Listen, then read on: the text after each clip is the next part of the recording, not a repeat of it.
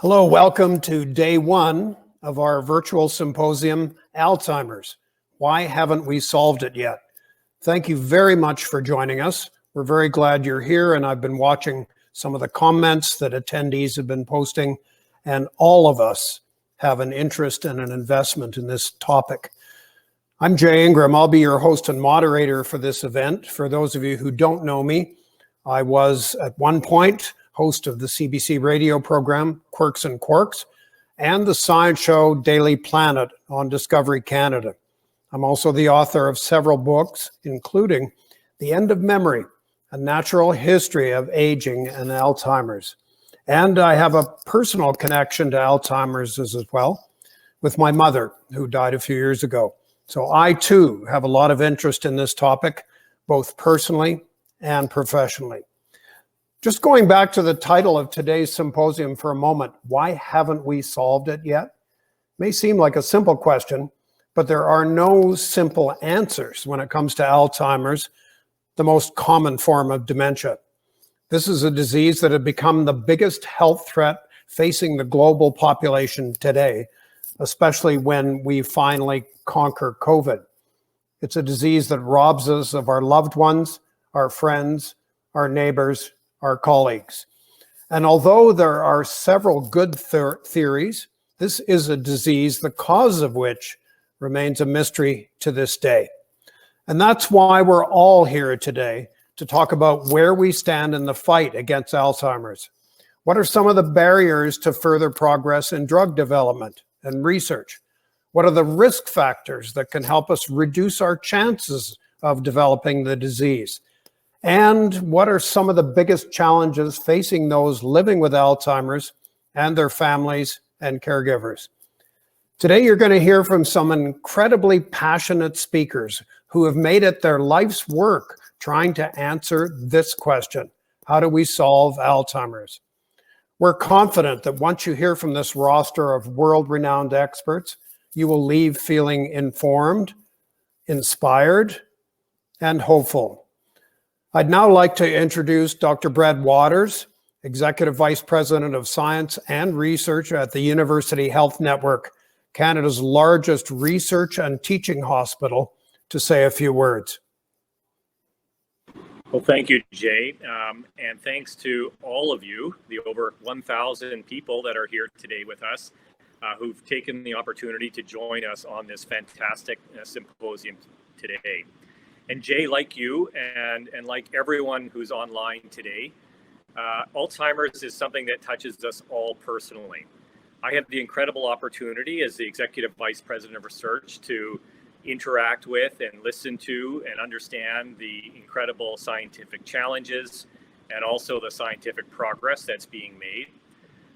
But I also have a personal connection to Alzheimer's as well. My father was diagnosed about a year ago with Alzheimer's.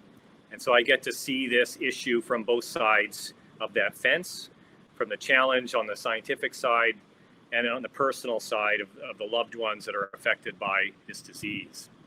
And today we have an incredible opportunity to hear from and to learn from an incredible group of people, scientists, researchers, who are pioneers in Alzheimer's disease research, each in their own right. And it really does take a community to address an issue this big. And I hope it's events like this one that can help keep this conversation and the momentum going behind it. I want to thank Johns Hopkins University for helping to co-organize the symposium, the Gairdner Foundation and the Krembil Foundation for sponsoring this event and for making it a priority to invite members of the public in addition to the scientific community. You know, the pandemic has taught us a lot of lessons, and one of the things that has really demonstrated to me is around the importance of strong communication and dialogue between research and our community. It's important to listen to our community, and it's also important to share the work and the questions and the discoveries and the progress that we're making with that community. Each of you here watching today are arguably has a larger stake in this than any of our researchers do. And we want your input. We want your encouragement and your support, and we want your direction on where we need to go. We also want to share the passion of our scientists and the questions and the progress that they're making in this disease.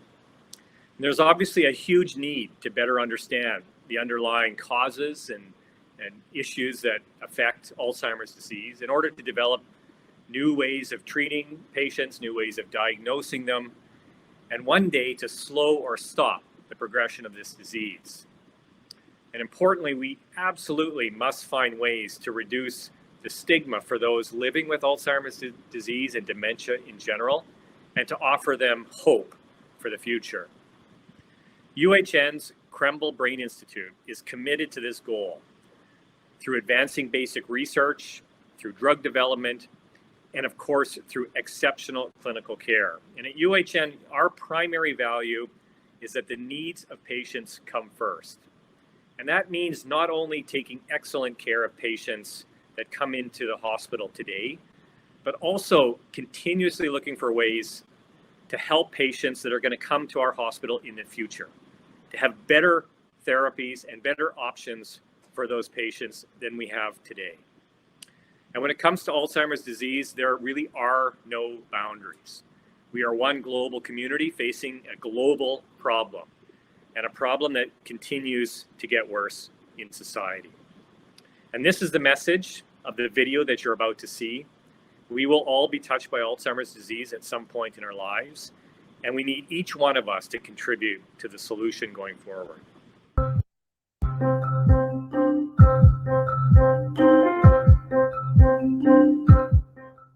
Living with dementia is like a challenge every day. It's a challenge every night. It's relentless, totally relentless, and exhausting because of that. Caring for somebody living with dementia is like walking on a road that is always moving. So you learn what patience is, you learn what flexibility is, and you kind of get comfortable with not knowing. I think that's what it's like for me. I like to say you meet a family with Alzheimer's, because it's not a disease of an individual patient. It's a disease that affects an entire family. And the mother, the father, the person that they know and love is changing as the disease progresses. Dementia is a terrible disease. It's one that really doesn't have a protocol. It crosses all boundaries, which is what makes it so difficult. It's personal, it's emotional, it crosses more than just health, housing, transportation, your ability to work. It's not a typical trajectory. You don't know what to expect. You don't know how it's going to impact you next.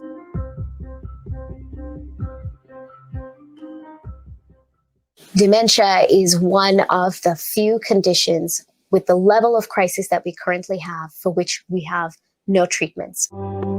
Our research is hugely underfunded given the scale of the disease.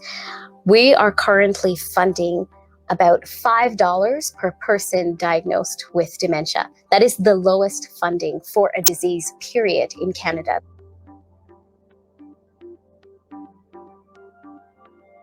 Where do we stand with the science? Well, is there a cure for tomorrow? No. But are we a lot better off than we were 20 years ago, even 10 years ago?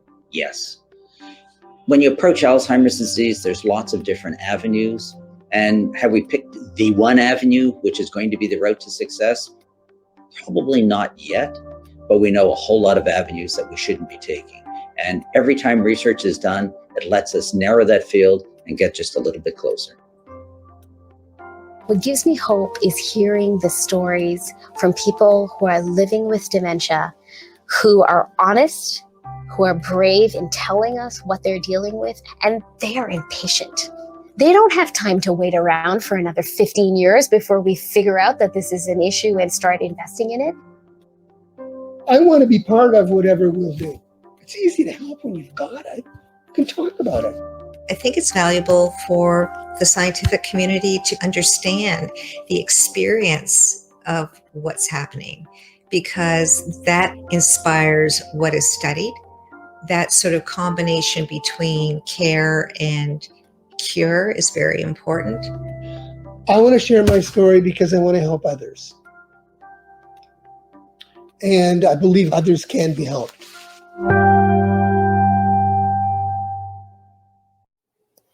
As we just saw in that video, we will all be touched by Alzheimer's or dementia in some way at some point in our lives.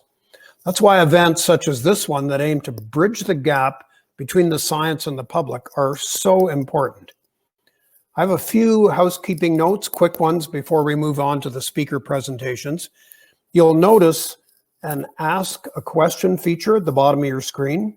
So if you do have a question for one of the speakers, just click that button and please make sure to note which speaker your question is meant for. There's also an option to vote on somebody else's question if you find that question particularly interesting, and that will bump it up the queue. We're going to be taking a few minutes at the end of each presentation to answer a question or two, but we will then aim to try to get to many more of your questions, as many as possible, in the panel discussion at the end of the day. There's also a chat function on the right-hand side of your screen.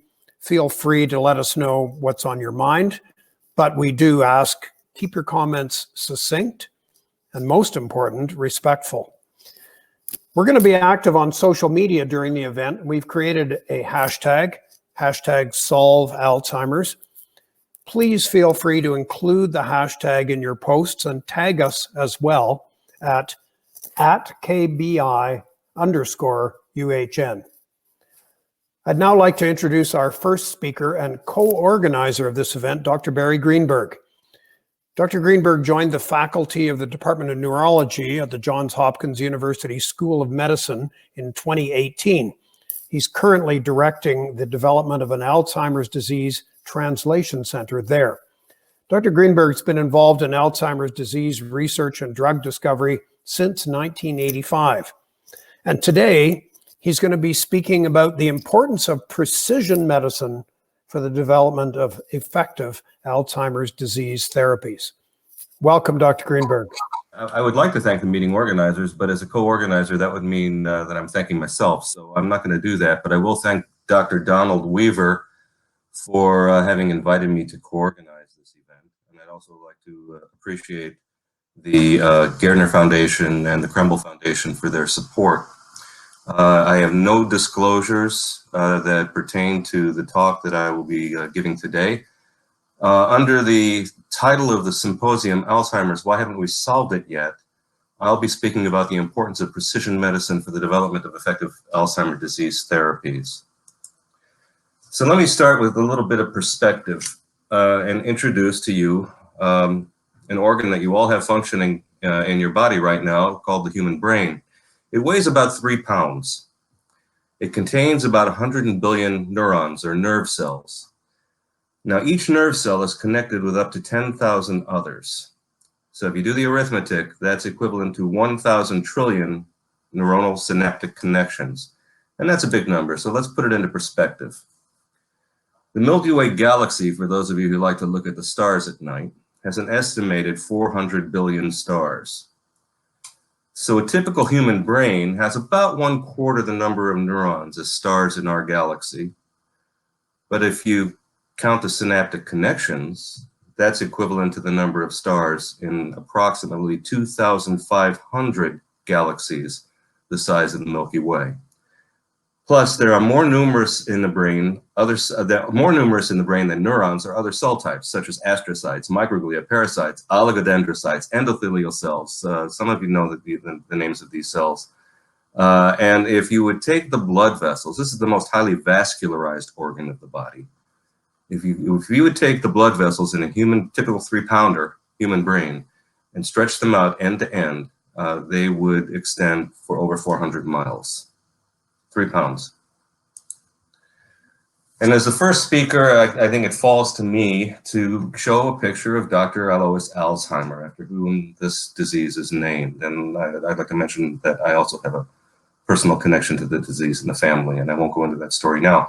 But this is Dr. Alzheimer on the top left side, and his first patient, a woman by the name of Auguste Dieter, who he cared for. She had an aggressive form of the disease. And he presented this case study with the drawings of the neurofibrillary tangles in this frame right here that he viewed under a microscope when he looked at her brain after she died, of course. And he presented this at a talk on the 3rd of November in 1906 to the meeting of the Southwest German psychiatrists in Tübingen, Germany, to an underwhelming response. He received no questions. There were no discussion after his talk because the audience was eager to get on to the next speaker on the agenda. So we have some issues to deal with. There have been no new drugs approved for Alzheimer's disease since 2003. Since 2003. And those that have been approved treat symptoms of the disease, but not the underlying causes. Dementia is a heterogeneous progressive disorder, and it's complicated by comorbidities that are related to aging. It's a disease of aging. So as we age, things go wrong, things happen. And all of this is happening simultaneously as the dementia is developing. These are comorbidities that could be related to aging, to lifestyle choices, frequently with mixed pathologies. And you will be hearing about the most common mixed pathology, vascular pathology, from Dr. Vladimir Hachinski later in today's symposium. And it's heterogeneous because of an admixture of causal and responsive mechanisms. And this is an important issue to keep in mind. When something goes awry in the human body, or in any mammalian body, if there's an injury of any sort, there is a response to that injury by the body to try to reestablish normal function of whatever has been damaged.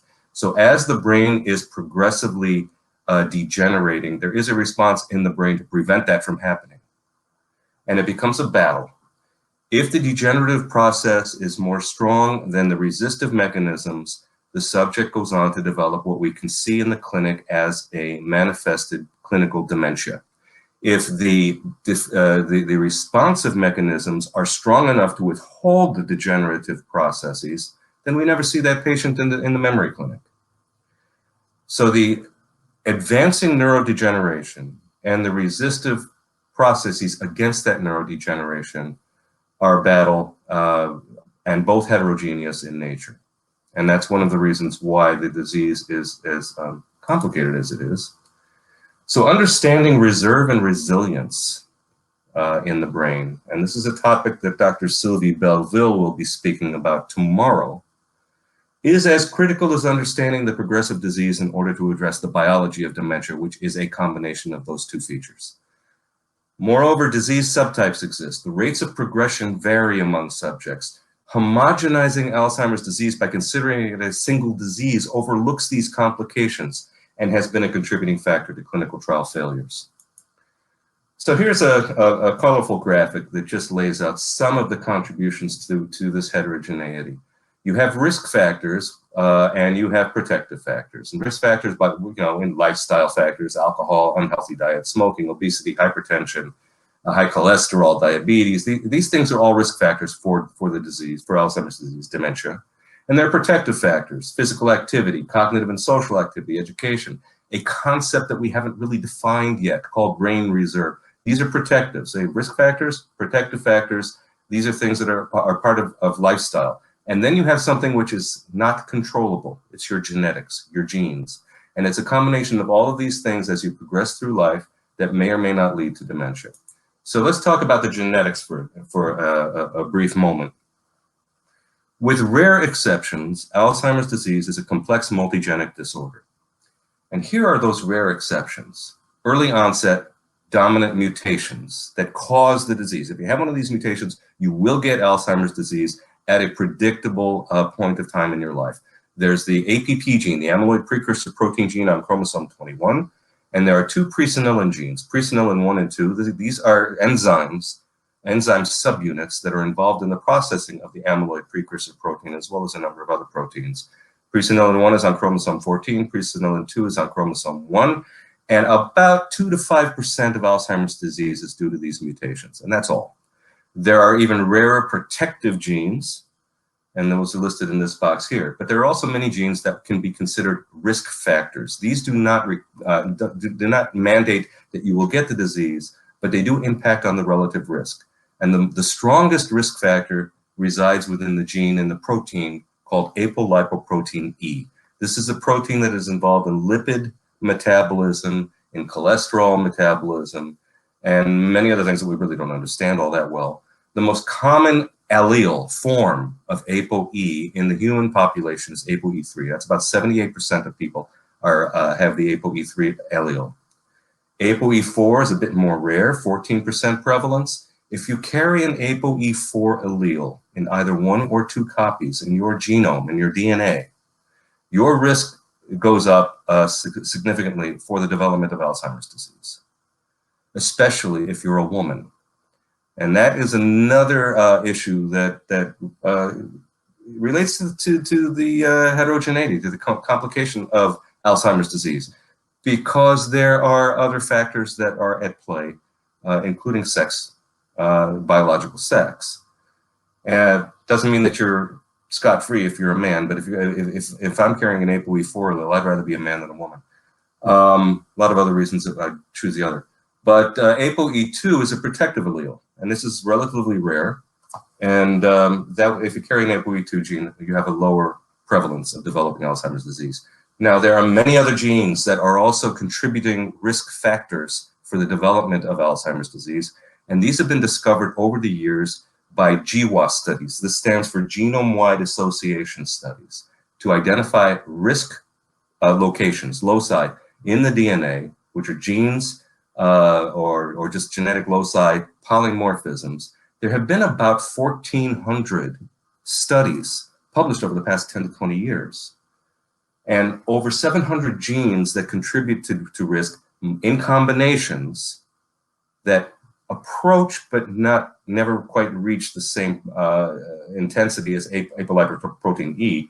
There are about 700 of them that have been identified, and about 3,000 single nucleotide polymorphisms. So this gives you an idea of the complexity of the genetics. And to show this a bit more graphically, what's the purpose of actually doing these genetic studies? The purpose is to identify what are these genes and what do they do? What are the mechanisms that they are involved in? What are the mechanistic pathways that they are involved in, so that we can understand what are the genes that are creating the risk factors, and then what are the processes that those risk factors are involved in? Where can we find targets for therapeutic intervention, for therapies? Now, this was a very interesting paper that was published in 2019 by Pierre Durlin and co-workers. And I'm going to give you a little bit of it here and come back to it a little bit later. But one of the figures in that paper is represented in this frame here. And for those of you with a neurobiology background, you'll recognize that these pathways that have been identified as involving many of the risk factors are neurobiological pathways. But if you look at those pathways and really see how they're interrelated, look at this. These are the genes that have been involved, that have been identified as being involved in risk. These are the interactions between the pathways that those genes are involved in, and that's what leads to this figure, which is blown up here. And I'll come back to this in a bit. It's complicated. So how do we deal with the complexity? That's where precision medicine comes in. And this was a paper that was also published in 2019, late in the year, by Jeff Cummings, Howard Feldman, and Philip Schultens, names that are well known in the field, called The Rights of Precision Drug Development for Alzheimer's Disease. And we're not talking about constitutional rights. We're talking about the right target, the right drug, the right biomarker, the right outcomes, the right trial, the right participant, and I would add, at the right time in that participant's stage in the disease. And this is a figure from that paper, and I will deconvolute this over the next few slides. You see in the circles those various rights. So the first challenge here is the right target. As I have already shown you, there are multiple integrated mechanisms that converge on similar symptoms and a similar pathology. All right? We need to understand the biology and the systems biology, the systems pharmacology, the whole body system of Alzheimer's biology. And there has been a growing emphasis on inflammatory mechanisms. And the speaker immediately after me, Dr. Malu Tansey, will be talking about that. The second challenge is the right drug. That's basic pharmacology, toxicology, and drug discovery issues, and that goes beyond the topic of this talk. I will leave that behind. But those first two circles there take up about the first 10 years in a drug discovery project. The third challenge is the right biomarker. When someone comes to a memory clinic with a memory disturbance, because of the magnificent redundancy of the human brain, there has to be a significant amount of neurodegeneration that has already occurred. So it's important to be able to identify individuals who are in the earliest stages of disease, preferentially pre-symptomatically. And the only way we can do that is with biomarkers, because they're not going to come to a memory clinic. They're going to go to their regular physical. So how are we going to identify who is in the prodromal pre-symptomatic stage of the disease? So the right biomarker is very important for participant selection in clinical trials, for identifying targets that can be addressed with a drug, to identify outcomes. How do these biomarkers change if someone is being treated? And in addition, there are other purposes, broader drug effects, safety monitoring, if we are exposing subjects to therapeutic substances. So the biomarker field right now, these biomarkers have ranged classically from cerebrospinal fluid, so spinal tap, the fluid in the spinal column, to brain imaging markers. There are cognitive biomarkers, if you will, that aren't actually biological, but they're behavioral. And recently there has been an explosion, a massive explosion in the progress of the field on blood-based biomarkers. So it is becoming feasible in the foreseeable future that we will be able to identify people in their pre-symptomatic stages of the disease by doing a simple blood test and analyzing proteins and other biological molecules in their blood. Very important. But then we come to outcomes. This is where it's important to the patient. Cognitive outcomes, functional outcomes, behavioral outcomes. It's when these things are changing that the disease becomes apparent. And we need to be able to measure these features of an individual in order to be able to phase what is their disease, where in the process of the disease are they, and what can we actually improve on if we treat them with a drug. So these are the measurable outcomes, but the challenge here is what's meaningful. If you run a big clinical trial and you move the cognitive needle just a little bit to get just a significant statistical significance, but it doesn't really matter to the subject, to the patient, is that meaningful? Is it worth exposing them to the drug? All right. There are devilish lurking confounds in these sorts of studies, and I'm going to come to the clinical trial in a minute. All right, but different, the measurements, the scales that are used for these outcomes are also called batteries. There are different measures that are more or less relevant at different disease stages. So some are relevant and informative early in the disease, some in the mid stage of the disease, some in the late stage of the disease. So different measures are more or less relevant at different disease stages. The batteries, the scales are nonlinear. They are variable within and among subjects. So if you have a subject coming in on a clinical trial every 3 months, what if on this particular day that he comes into the clinic, the night before, he didn't sleep so well? Or if she had an argument with her spouse that morning, or her caregiver, or if it was just a wonderful day. If the variability within and among subjects at any given moment in time is a confounding issue. So that's why you have to run big trials.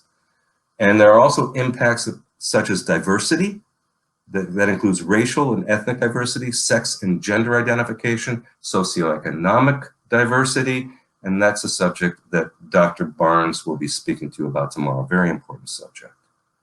So outcomes get measured and they get analyzed, but are they meaningful? I had one of those epiphany moments in my career, and during the course of a career, you do have moments that stand out where there's just a light bulb that goes off. And one of these moments happened when I was attending an Alzheimer Drug Discovery Foundation meeting. I forget exactly what the year was, but it was at Rockefeller University. And I was in the meeting reception and holding a bottle of red wine, or not a bottle, excuse me, a glass of red wine. And I was approached by a fellow who I hadn't met before, but he was the head of a local memory clinic. And some of you may know the name Joel Ross. I'll give him credit for this epiphany.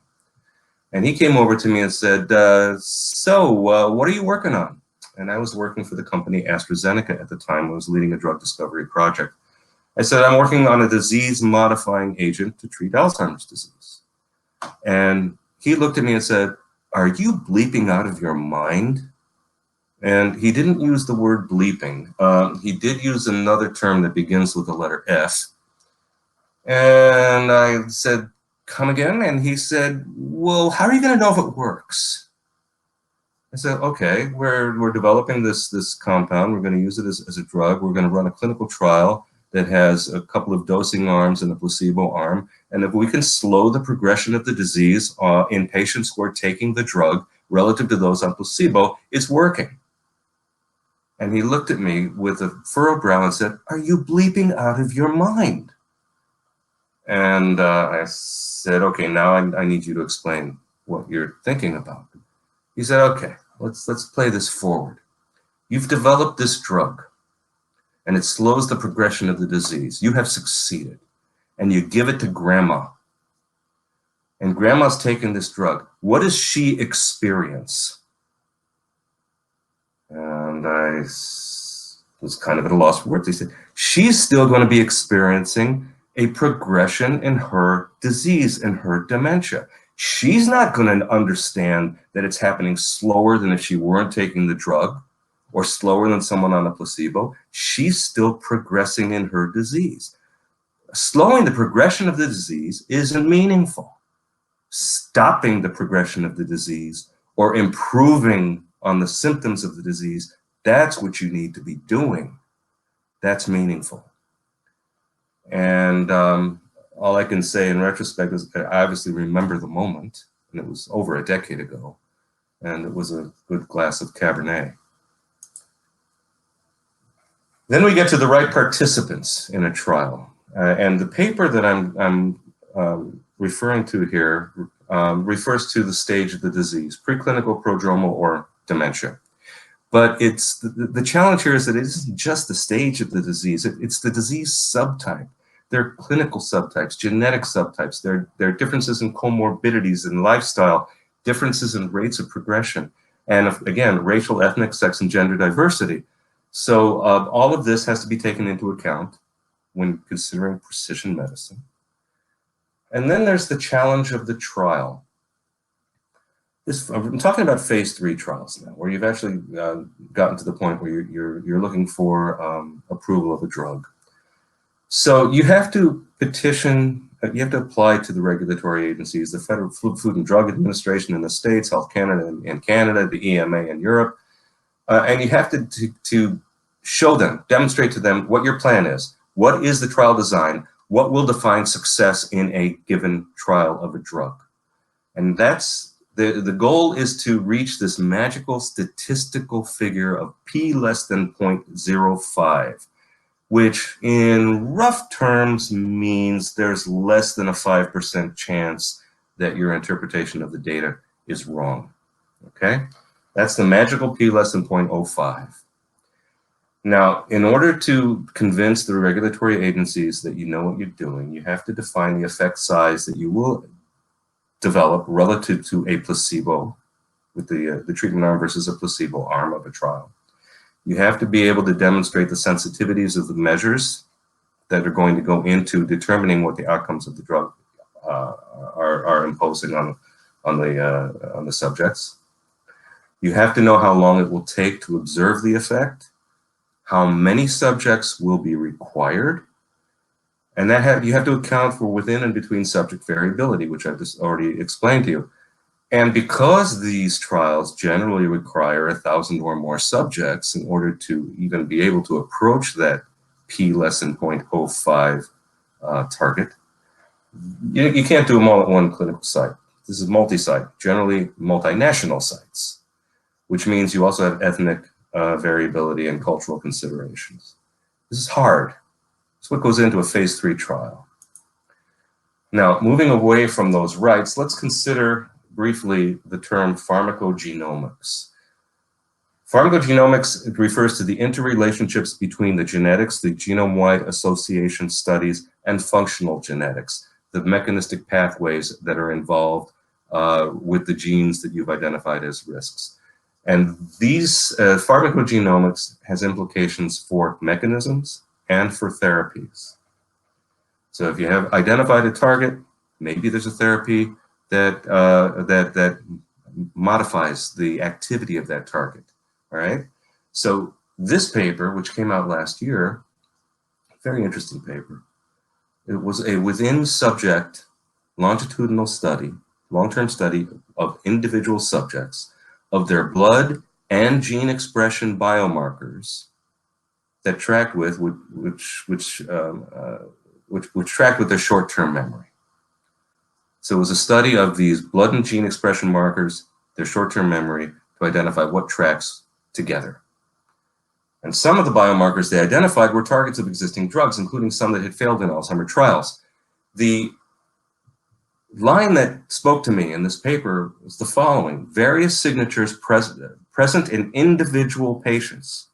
We're not talking now about averages across 300 individuals who have been treated with a drug, and you're taking the average of their responses and you're doing a statistical analysis, because there is this statistical phenomenon called regression to the mean. So if there's a variable response to a drug and you have 300 subjects, you're going to get a mean, an average value, which is an average of everyone on the trial. These is individual signatures of individual patients.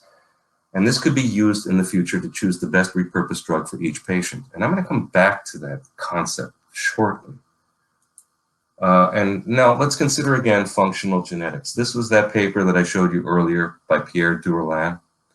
And what they did in this paper, when you saw that massive wheel that I showed you of these mechanistic interactions, they took the dogma of the field, which is the linear amyloid cascade hypothesis, and they turned it, with the data that they had in that paper, to a circular target. What they chose was the focal adhesion core process. And what they chose is the process. You can choose a lot of different models, make a lot of different models from that data.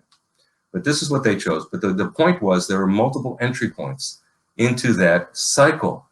All right. And so it's not just that, but you could come in and have an impact from this direction, from this direction, from this direction, and so on. And what they came up with as a summary statement that really says it better than I just stumbled across suggests that treatment options would depend on both the entry point to the model and the interplay between different pathophysiologic actors. Therapies targeting amyloid, A-beta, may not be effective if this entry point is relatively unimportant for a particular patient, and I would add at that stage in his or her disease.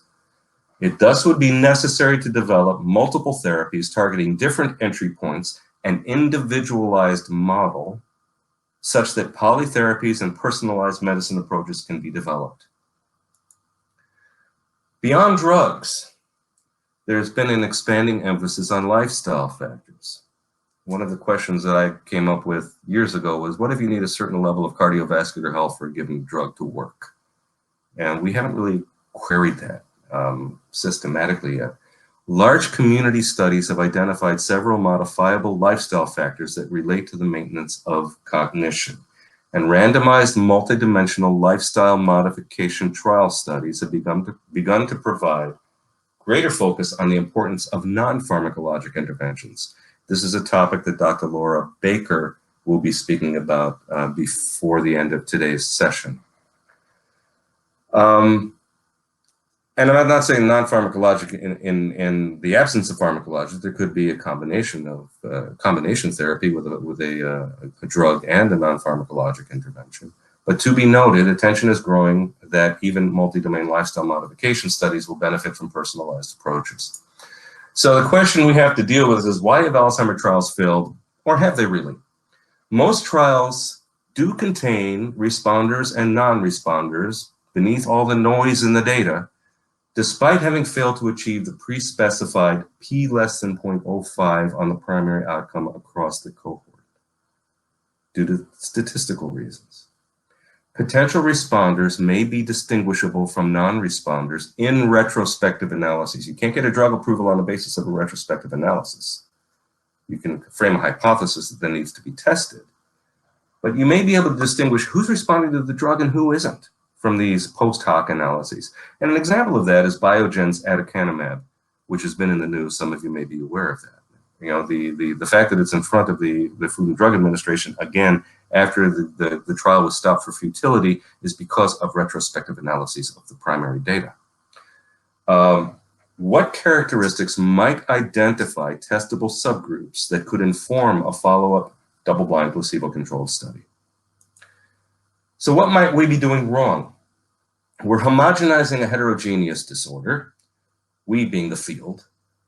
Clinical presentations that appear similar are often due to different underlying causes. Somebody comes into the clinic with a memory complaint. It's measured as a memory complaint, but it could be due to a whole raft of causes. Clinical trial enrollment has not been designed to address this complexity.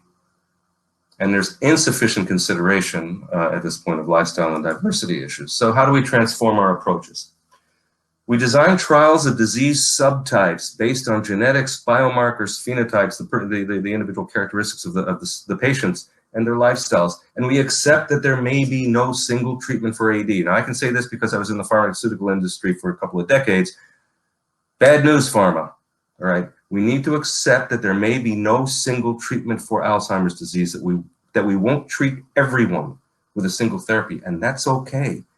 Because success in any trial for a prospectively identified percentage of subjects will be critically important and exceedingly informative. You know about the numbers of people who have dementia, right? If we could come up with a drug, if the field could come up with a drug that would treat just 10% of those subjects, first of all, that's equivalent to the total number in the world of Parkinson's patients. Second of all, even if it were 2%, it would still be a blockbuster drug, and we would learn so much biology from the success on that small percentage of identifiable subjects that it would synergize, it would accelerate progress on other targets. If we could succeed at that level, that would be phenomenal. And we need to take a page from the cancer playbook, where precision medicine has delivered effective therapies for certain forms of cancer in certain individuals. And here's an example. This is a book that it's a wonderful book. Pulitzer Prize winning book called The Emperor of All Maladies, a biography of cancer. The author is an oncologist whose hands touch cancer patients in Boston by the name of Siddhartha Mukherjee. Wonderful, wonderful book. It charts the course of our understanding of cancer from the days of the Egyptian pyramids to modern times, what our impressions of what cancer is, has been, and how they have evolved as our understanding of biology has evolved from prehistoric to modern times, the treatments that have been brought to bear from disforming, horrendous, horrible treatments to precision medicine approaches based on the molecular biology, the genetics of certain types of disease, disfigurement to a pill or an infusion, the politics of cancer. The war on smoking was a real political issue in the middle part of the last century. To the politics of the science, where warring camps within the scientific community were arguing with each other over who had the right idea and who had the wrong idea. And this was being played out in the pages of the primary literature, the journals that I was reading when I was in graduate school. It's fascinating. All of this is in that book. This should, and the resonance with what's happening in the dementia field is resounding. Should be required reading for all dementia researchers. And I have no profit to be made from Siddhartha Mukherjee selling more books. But if you just turn on television at night to a program, news channel, something in which is targeted to an adult audience, you can see TV commercials where if you have this kind of cancer and this kind of gene mutation and you take this drug with all of these terrible side effects, then you will be romping on the beach or playing volleyball or soccer with your grandchildren for the next 3 months, 6 months, year, for the rest of your life. And you know what? It's true. For those patients with those gene changes who take those drugs. And the Alzheimer field, the dementia field needs to take a page from the cancer field's playbook. So if you put it all together, genetics, functional genetics, pharmacogenomics, and the cancer playbook, together they argue for strategic enrollment in clinical trials. Which patients should be enrolled for a selected targeted therapy? What biomarkers might predict which individuals will respond to a particular therapy and provide evidence for treatment response? The interrelationships between these features, the genetics, the mechanisms, the pharmacogenomics, and the specific phenotypes, characteristics of individual patients will guide rationally testable approaches in identifiable subgroups of patients. This is precision medicine. So we have an important issue to worry about, though. And if somebody says, what keeps you awake at night? This is just one of those things. We'll achieve the holy grail of p less than 0.05 in a trial with exquisitely defined enrollment criteria, but the anointed therapy, the approved therapy by the regulatory agencies, will fail in the far more heterogeneous public health primary care environment. That's a fear, all right? And then the big bad wolf said, this little piggy is where the rubber meets the road. Or alternatively, when I'm speaking to audiences as old or older than I, which happens with far decreasing frequency, Lucy, you got some splaining to do. We need to understand who responds and how well, and ensure that the pragmatic applications will be prospectively applied when treating real patients. We need to be asking the question in advance. If this drug works in this registered clinical trial, who will it work for in real life? And make sure that you're delivering the drug to the right people. Now, there's some reasons for optimism. And I'll start with the science. We're going from this faith-based thing where we're on the trapeze and we're going to catch the elephant, but we all know that the elephant never gets caught and goes crashing down.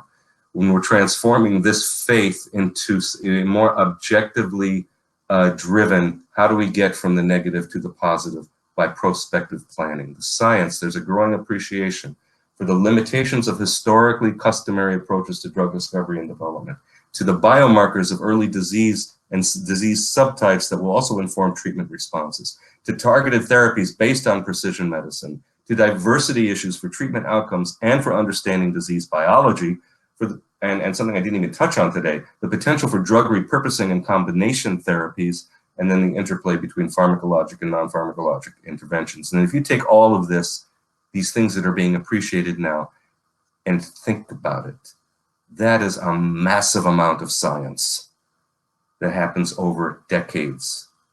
And we're beginning to have a growing appreciation and capability for doing this. And by the way, the dementia field right now is about where the cancer field was in the 1970s in terms of our understanding of the disease. But we have better tools and better understanding, and certainly better computers and informatics. In terms of enablement, there's also a growing appreciation for the importance of data sharing, collaboration, and expansion of pre-competitive space. This is actually becoming a requirement for grant funding by 2 years from now from the National Institutes on Health. And in the US, bipartisan congressional support for funding dementia research, which has tripled the legislated dementia research dollars over the past 8 years. So why haven't we solved Alzheimer's yet? It's complicated and it's really hard.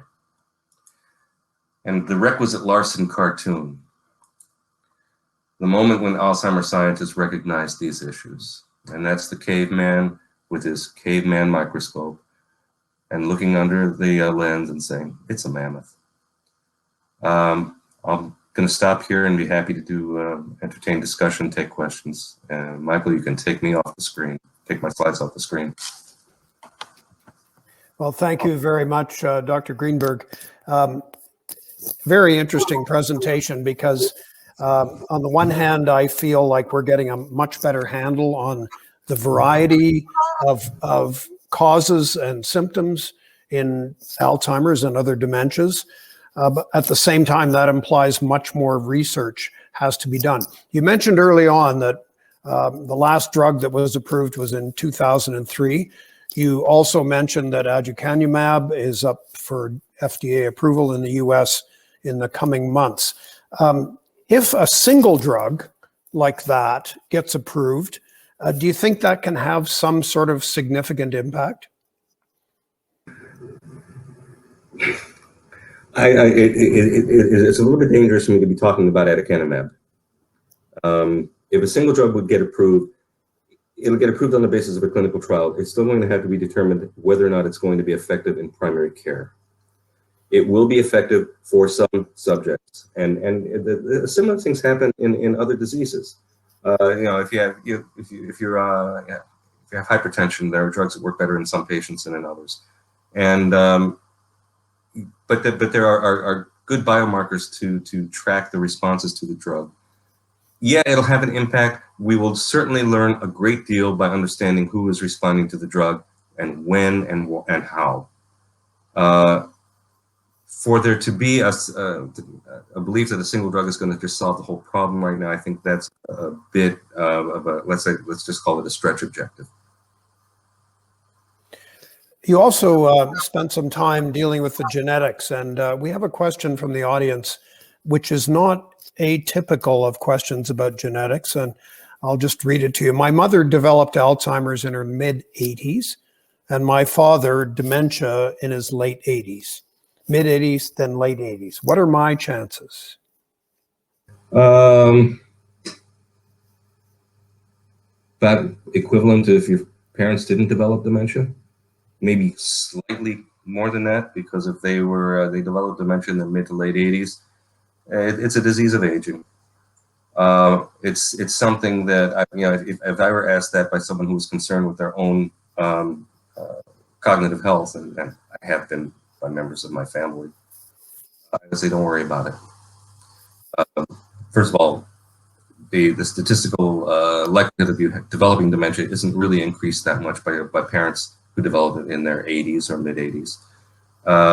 Secondly, there's nothing you can do about it.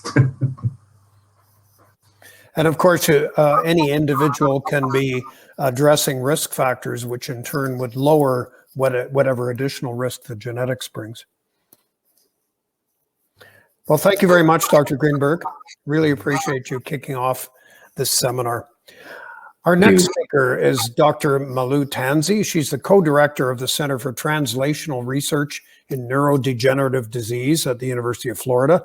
Dr. Tansey's lab focuses on the role of inflammation and immune system responses in both brain health and also the development of disease, with a long-term goal of developing better therapies to delay or prevent these diseases.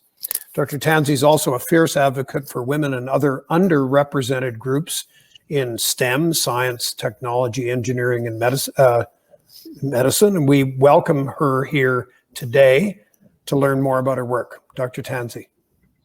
So thank you again for the invitation to tell you a little bit about the work that we do in this space regarding neuroinflammation and immunity. So I'll start out with a few disclosures about some affiliations, collaborations that we have in the next slide, where we have done some of this work with funding from some of these foundations and NIH funding. So in the next slide, I show you the roadmap for what I'm going to talk about today. I'll start by laying out the importance of the nervous system and immune system interactions. We'll talk a little bit about aging in the immune system and how that might impact the risk for neurodegeneration. We'll then go into what I see as the current view of inflammation within the context of the amyloid hypothesis. And then I'll present to you maybe a little bit of a controversial alternative view of how inflammation may play a role in the amyloid Alzheimer's pathogenesis. And then we'll get right into inflammation, chronic inflammation, and the target that we've worked on the most, which is tumor necrosis factor. And we'll go right into the gut-brain microbiome axis and how that might be a target for therapeutic intervention. So in the next slide, this is a schematic from Tony Wiscore's lab, which makes the point that the bidirectional communication between the nervous system and the immune system is critical for brain health.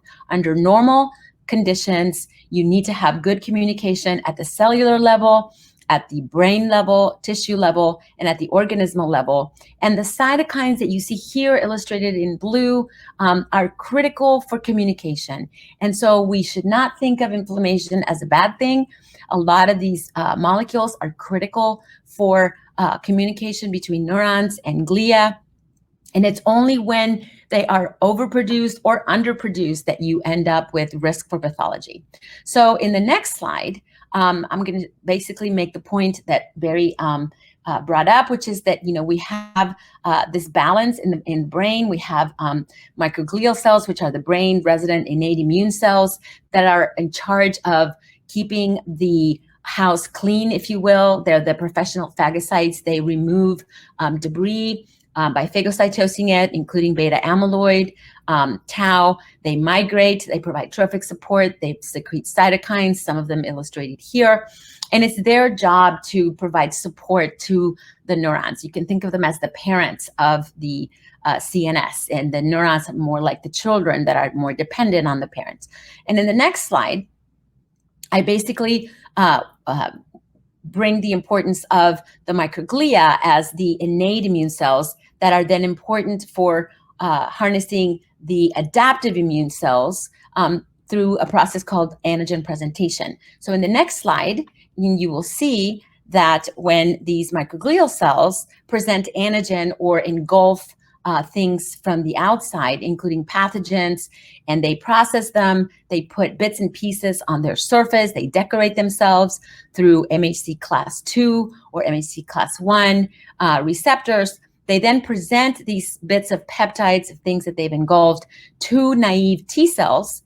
This is a process called antigen presentation that then leads to the maturation of these naive or quiescent T cells into mature T cells, and that gives rise to adaptive immune activation. And they become differentiated into subsets of specialized T cells shown here in different colors, and then they produce specialized cytokines and chemokines that are shown there, and they become important for autoimmunity, etc. And so this is the process of innate immune activation that harnesses the adaptive immune system.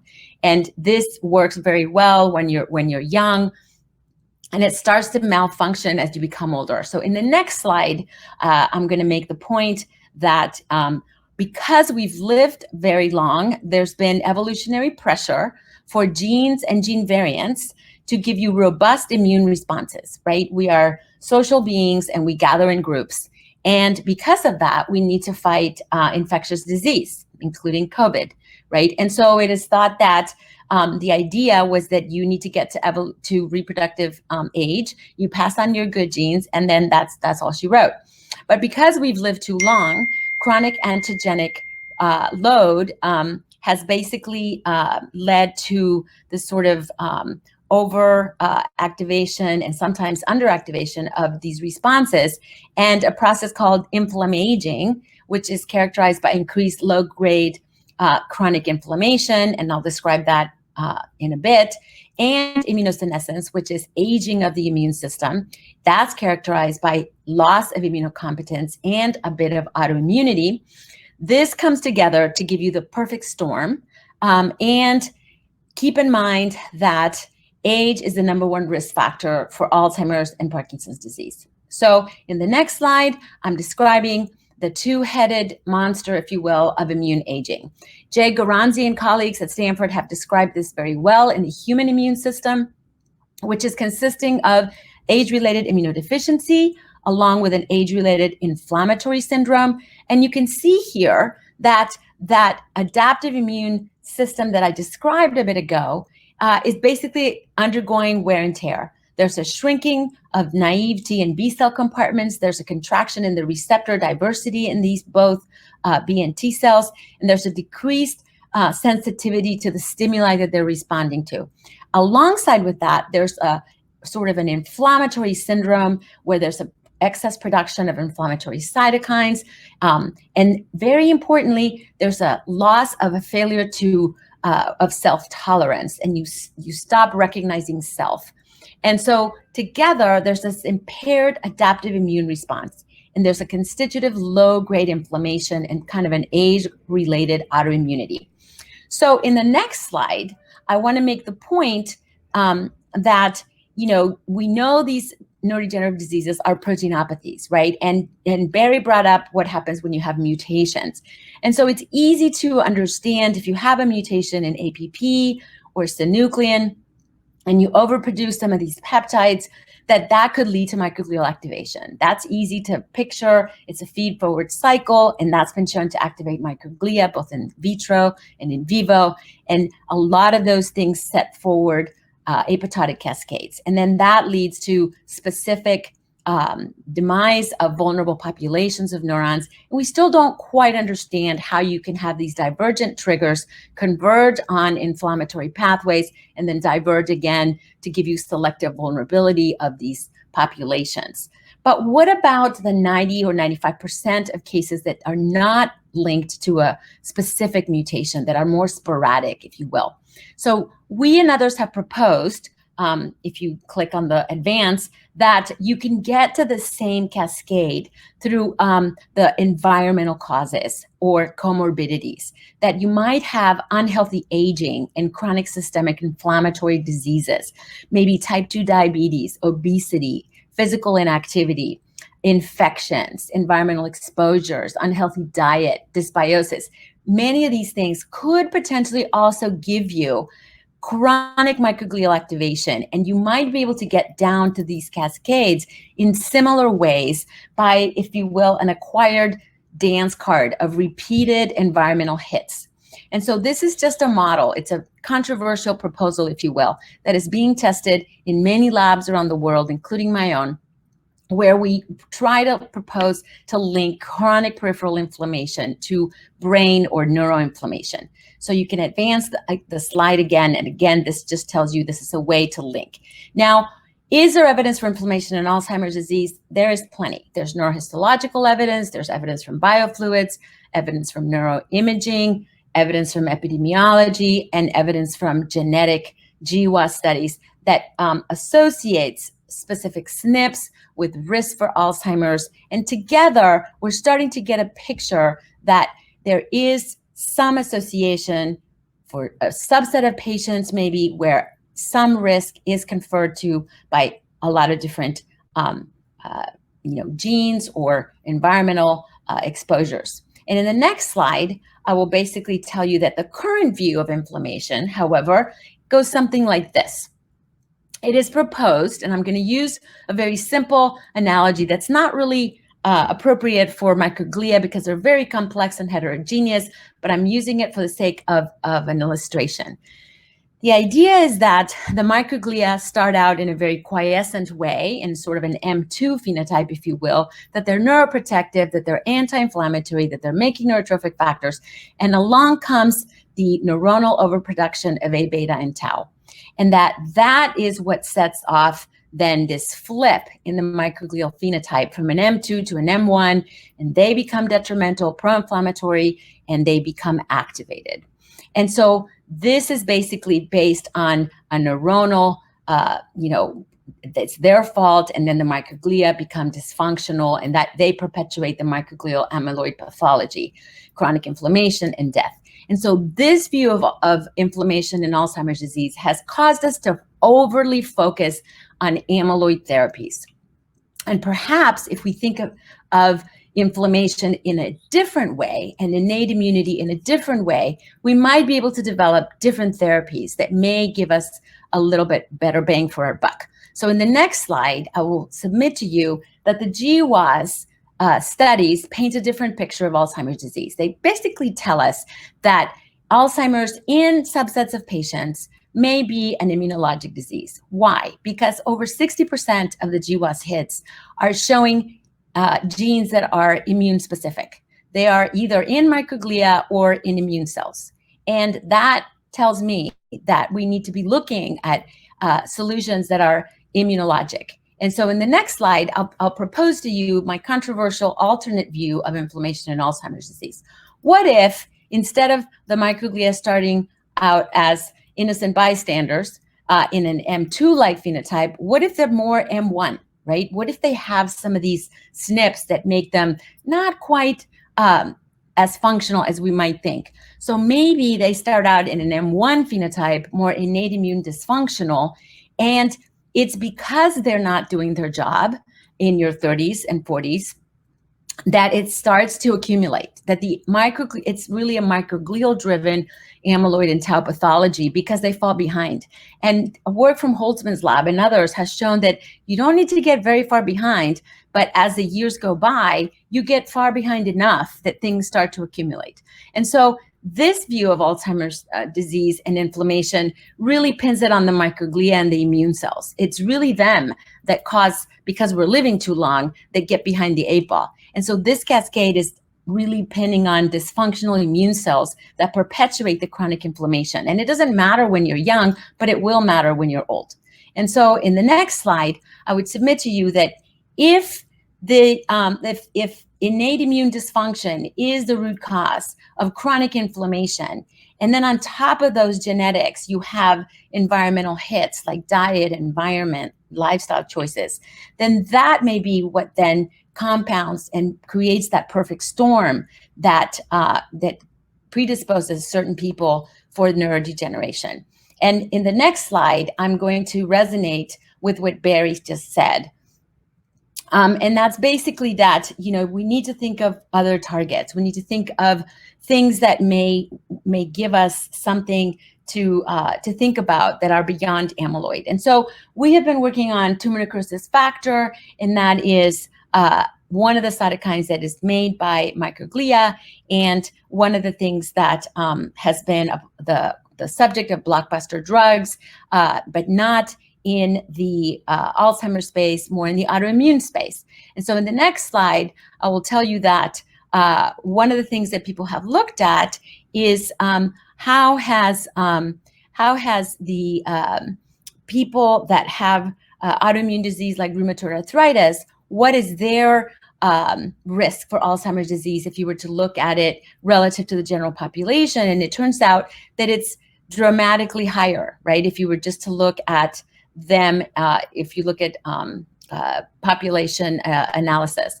But if you were to look at those people and see what the risk is if they're treated with TNF inhibitors, the blockbuster drugs like Enbrel and Remicade and those that target TNF, apparently if they're treated with those drugs, then their risk drops dramatically, right? So that's kind of interesting. Chronic inflammation, high risk for Alzheimer's, but if you're treated, much lower. So if you advance the slide, then you remember that in 2019, Pfizer was in the news because they refused to take their drug for TNF to market to treat Alzheimer's disease. And people were very critical about that. Like, how could they? How dare they? And it turns out, maybe they made the right decision. Why didn't they take it to market? Well, these drugs have very low penetrance into the CNS. But do you need to get it into the brain to have an effect? Maybe, maybe not. If chronic inflammation in the periphery is the culprit, then maybe you don't need to treat the brain inflammation. Maybe you just need to treat the peripheral inflammation. So that's one possibility. Second possibility is that these drugs treat the peripheral inflammation, and when they are given, they're binding up both the soluble TNF and also the membrane-bound TNF. And I'll explain to you why that matters. But if you advance one more time, if you look at the meta-analysis of all the drugs and all the studies that are comparing people that have different autoimmune diseases, psoriasis, Crohn's, and everything, that are taking all of these drugs, it does appear that together the odds ratios show that anti-TNF biologics seem to be associated with lower incidence of dementia and Parkinson's disease as well. So that's kind of something to think about, right? There's no real need to apply causality here. It's just an association based on the epidemiology, but it does make you stop and think. Maybe we ought to look at it. So in the next slide, I want to explain what these drugs do and what TNF is. So TNF is associated with inflammation, but you also need it to fight infection, right? So that's kind of weird, but I'll explain why. And it's associated with autoimmunity, and it's overproduced in a lot of chronic diseases like cancer. So the way it works, if you advance the slide, It is made as a membrane-bound protein, and when it is attached to the membrane, it signals through TNFR2, and it's important for lymphoid organ development, and it's important for myelination. If you don't have it attached to the membrane in this form, you get demyelinating symptoms and you don't have good immunity against infection. In the next advancement of the slide here, you'll see the other arm of TNF. When TACE comes along and clips this membrane-bound TNF, now it circulates as a soluble protein, and it has completely different biology. This soluble form is what mediates the inflammatory arm of TNF. And in this form, it is important for demyelination, and it mediates neurodegeneration. So it's the yin and yang, right? And most people think of TNF as the soluble part, but it does have two different biologies.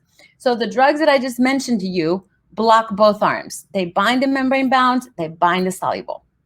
So there, the problem is that people on these drugs get opportunistic infections, right? They're more prone to TB. And when you hear the commercials, it says, do not take this drug if you have an active infection, right? So that's the caveat, that's the black box warning.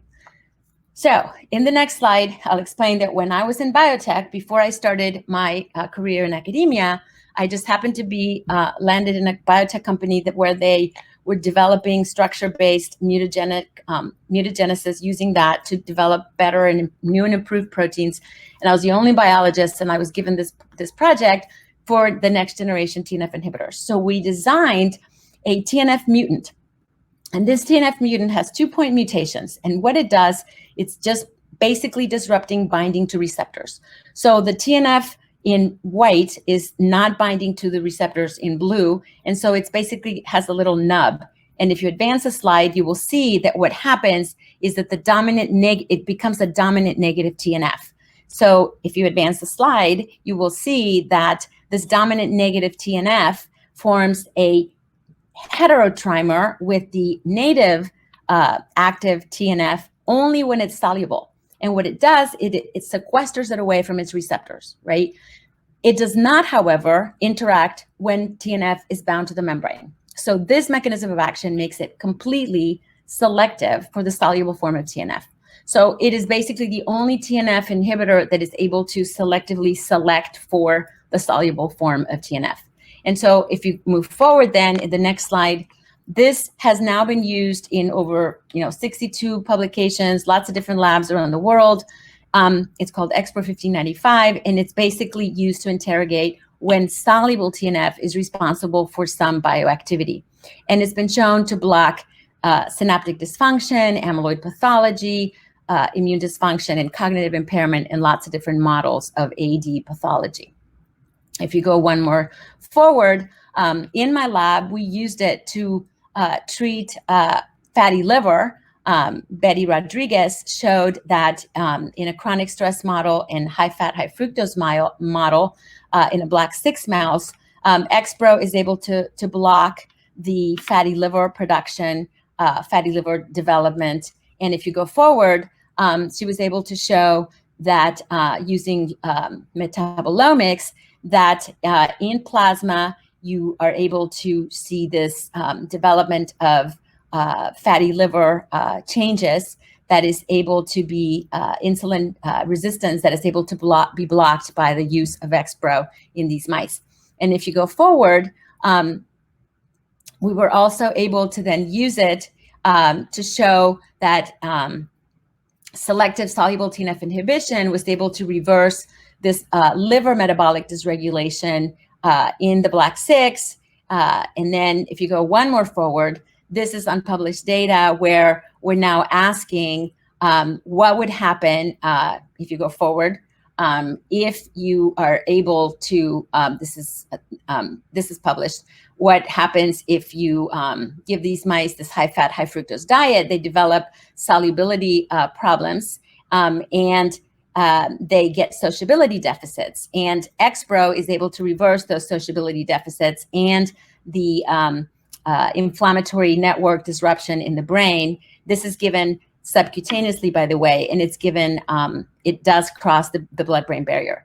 In the next slide, what you see is that you're able to then test it together with a 5X model in a high-fat, high-fructose diet. So now we're asking, is it possible, what I just said earlier, that you have this synergy between genetics that link amyloid pathology to bad diet or a bad lifestyle choice? And in the next slide, this is the unpublished data where we took 5X mice with an obesogenic diet. We fed the diet first, and then we waited, and then we gave them either the drug, we gave them the soluble TNF inhibitor, or just saline. And then we took their blood and we sampled their gut microbiome. And then we also took their brain, and we did flow cytometry for T cell markers and myeloid markers. And we wanted to know, what is happening in the brain? Do we have inappropriate traffic of peripheral immune cells into the brain? And we did electrophysiology. So in the next slide, we'll show you basically what happened. We saw that the obesogenic diet only barely touches the amyloid pathology. It doesn't really disrupt it much, only a few changes in amyloid in the CA3 region of hippocampus. In the next slide, we saw that we do see that the T cell traffic is pretty much enhanced into the brain when you put animals on the 5X animals on a bad diet, and XPro is able to reverse that. So the CD8 T cells that are going are basically blocked by dampening soluble TNF signaling, and so that appears to be a good thing. In the next slide, what we were able to see is that you see that the IBA1 positive cells and the Ly6C positive cells that were going into the brain, into the hippocampus, are also able to be mitigated. Interestingly enough, CD11B positive myeloid cells don't change, so there might just be a redistribution into different regions. In the next slide, what you'll be able to see is that this is where the rubber meets the road, is what I call it. So this is electrophysiology done by Chris Norris. We see that there's LTP deficits. And in a controlled diet, there's LTP deficits normally that XPro is able to mitigate. And in a high-fat, high-fructose diet, there's LTP deficits, and XPro, soluble TNF inhibition, is also able to normalize. In the next slide, we see that the gut microbiome is altered by the high-fat, high-fructose diet. And in the next slide, you'll see that XPro is able to flip that in the next slide. And then go ahead and advance two of them. Just keep going. It just points out that the short-chain fatty acid producers are being decreased by the high-fat, high-fructose diet. Just keep advancing all the way. Keep going. And that's XPro. And now if you advance again, you have them side by side. One more slide. So you have them side by side. There you go. So you can see on the left, the high-fat, high-fructose diet is pulling the short-chain fatty acids all the way to the left. That's decreasing them. And XPro seems to be pulling them to the right. So the long pink one is equivalent to the long blue one on the XPro side. And so it appears that XPro seems to be reversing some, but not all, of the changes in gut microbiome that the bad diet is inducing. And in the next slide, what you'll see is kind of a summary that harkens back to my initial diagram, where you have this balance between brain and periphery, but now we have a third player, and that's the gut microbiome, that we now know that there needs to be a balance between the peripheral blood immune system, the brain, and the gut microbiome. And this tri-axis, if you will, is critically important, and it's in understanding this functional relationship between the three that we'll be able to uncover new targets, which I believe will lead us to better therapies for Alzheimer's disease and other neurodegenerative diseases. And in the next slide, I want to basically put in a plug for my buddy, John Cryan, who has been making this case for neuropsychiatric diseases in terms of gut dysbiosis and reprogramming of what's coming out of the bone marrow, and how traffic into the brain is going to be a target for developing better therapies. And in the next slide, he proposes that this could be important for a lot of neurological disorders, not just neuropsychiatric disorders, but PD, AD, stroke, and a whole bunch of other things. So I want to put in a plug in the next slide for his meeting that's coming up in May, called the Microbiota Gut-Brain Axis, which has a star-studded lineup of people giving talks. If you still have a chance to register. The next slide, basically just concludes that AD risk and poor diet combined in our models to exacerbate T-cell infiltration into the brain and increase hippocampal inflammation, and soluble TNF signaling mitigated the immune and synaptic dysfunction and reversed multiple features induced by the obesogenic diet.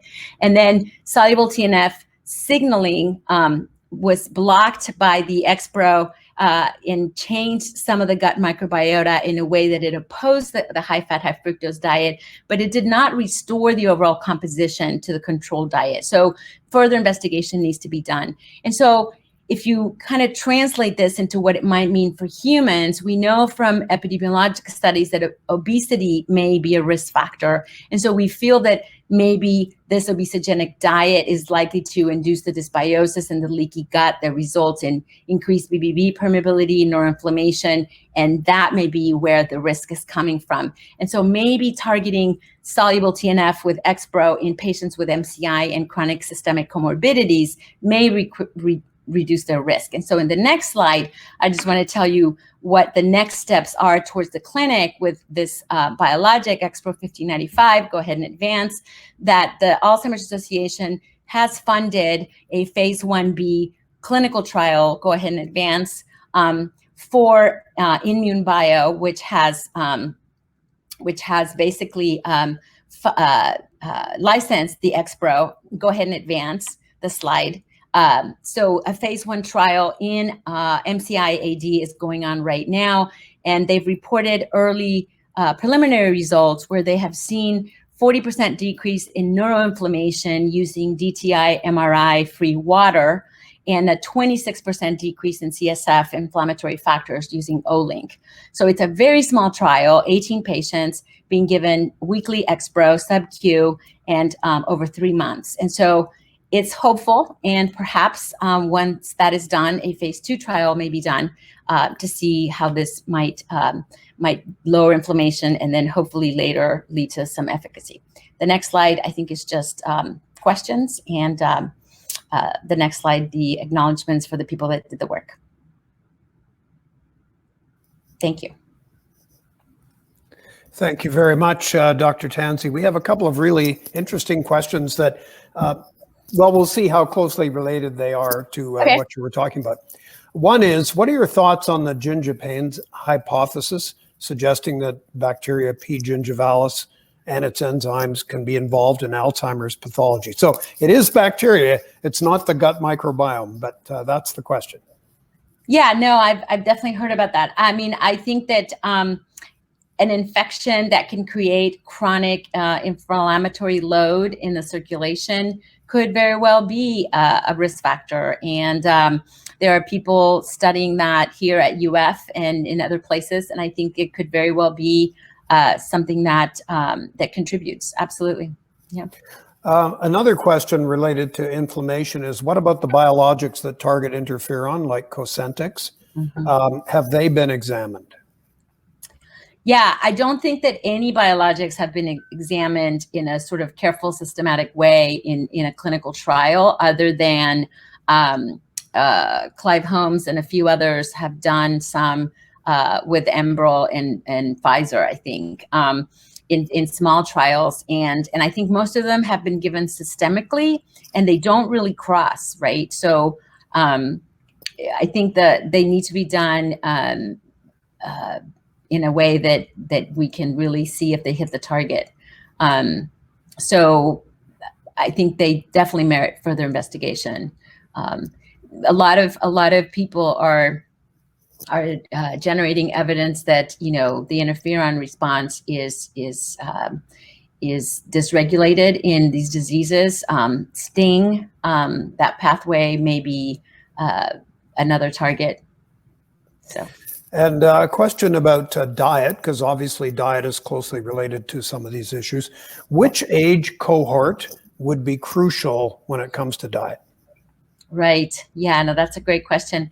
I mean, I think that, you know, the data on the critical window for inflammation that includes some of the NSAID data is probably suggesting that the critical time to lower your inflammation is probably your, you know, 30s and 40s. And, you know, if if you look at the data for NSAID data in your 60s, you know, it may be too late. I don't know. I think that exercise and diet will probably always help you slow things down. But in terms of a prevention, it's probably going to have to be, you know, early when the body starts going in reverse, like in your 20s, 30s. It's a guess. And one more, are you saying there would be concerns for someone who has inflammation from fibromyalgia that, and I mean, I guess you could generalize this to persistent inflammation really of any kind. Does that always represent a higher risk for dementia, Alzheimer's? Yeah, I mean, I guess that what we want to be concerned about, we know that people with dementia, if they get an infection or a urinary tract infection, for instance, their dementia symptoms get worse almost immediately, right? And so that's a concern and something that's understudied, and that needs to be an area of more intense investigation. In terms of a chronic load that you would have, you know, from fibromyalgia, arthritis, just in general, even stress, I think, that is highly understudied, and vastly understudied. And I do think that it probably does create a load, but it hasn't been studied at all, hardly at all. And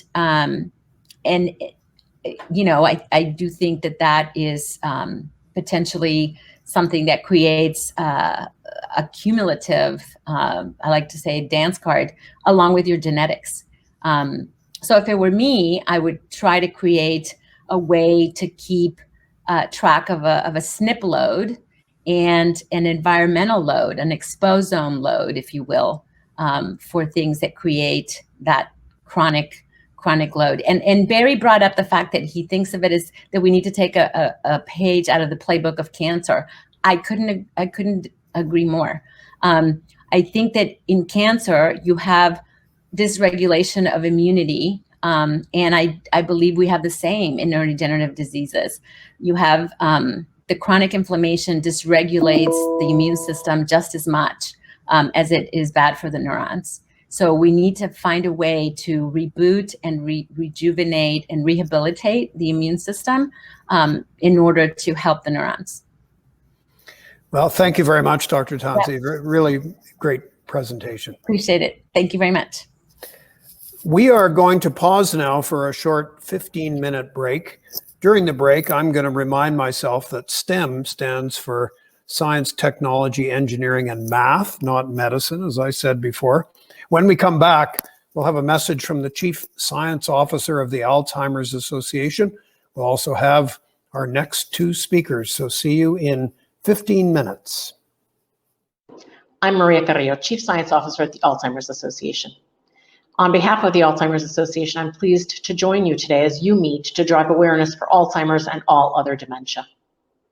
The burden of Alzheimer's on individuals and families continues to grow. More people are living with the disease, and there are more than 500,000 Canadians currently living with dementia, including Alzheimer's. That number will increase to 1 million within 10 years. The US numbers are equally astounding. I, like all of you, have a personal connection to the disease, which fuels my passion every day and my purpose. My family and I actually saw firsthand the devastating impact of this disease and the impact on the caregivers that we worked with in order to take care of our family. Why haven't we solved the problem like Alzheimer's? The brain is very complex, and Alzheimer's and dementia are exceptionally complex problems. But we are relentless, and we won't stop until this disease is stopped. The Alzheimer's Association is the world's largest nonprofit funder of Alzheimer's and other dementias research.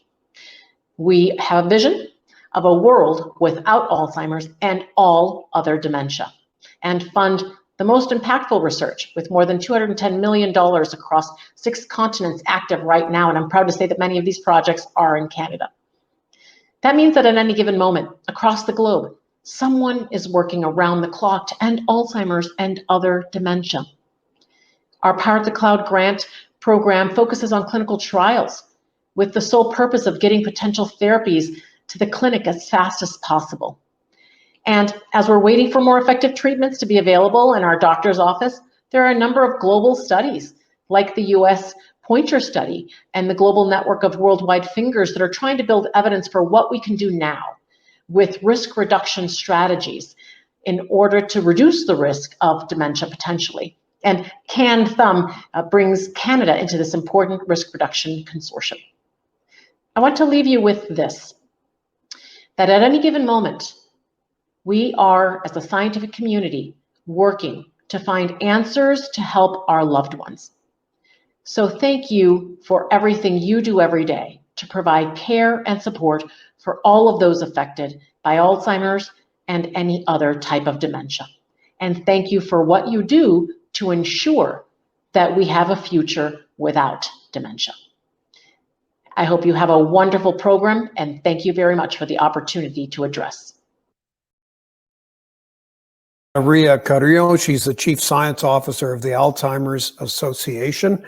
And you know, her point that people are working incredibly hard and we are optimistic is a really good point, because I think what we've seen so far in the symposium is that there are people doing a lot of work, and there is a lot of work to be done.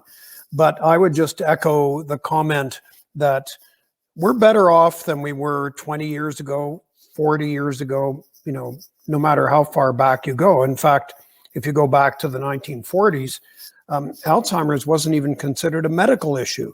If your great aunt or your grandmother started to lose her memory, well, that was just aging. So not only have we come to the point where we realize it's a disease, but we are now testing the prevalent disease theories and doing, as you've already seen from the first speakers, an incredible amount of research. And now another speaker that we're happy to welcome, Dr. Vladimir Hachinski. He's Professor of Neurology and Epidemiology at Western University in London, Ontario. He's made major contributions to understanding, diagnosis, treatment, and prevention of stroke and dementia, including founding the world's first successful acute stroke unit.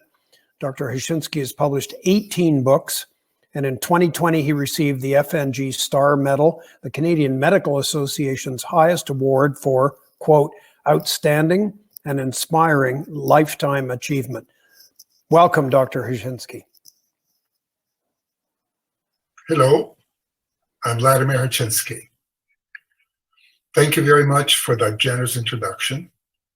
And I'm here to share with you what we have learned over the past few decades, looking at the brain, its blood supply, and its relationship to stroke, dementia, and sudden death.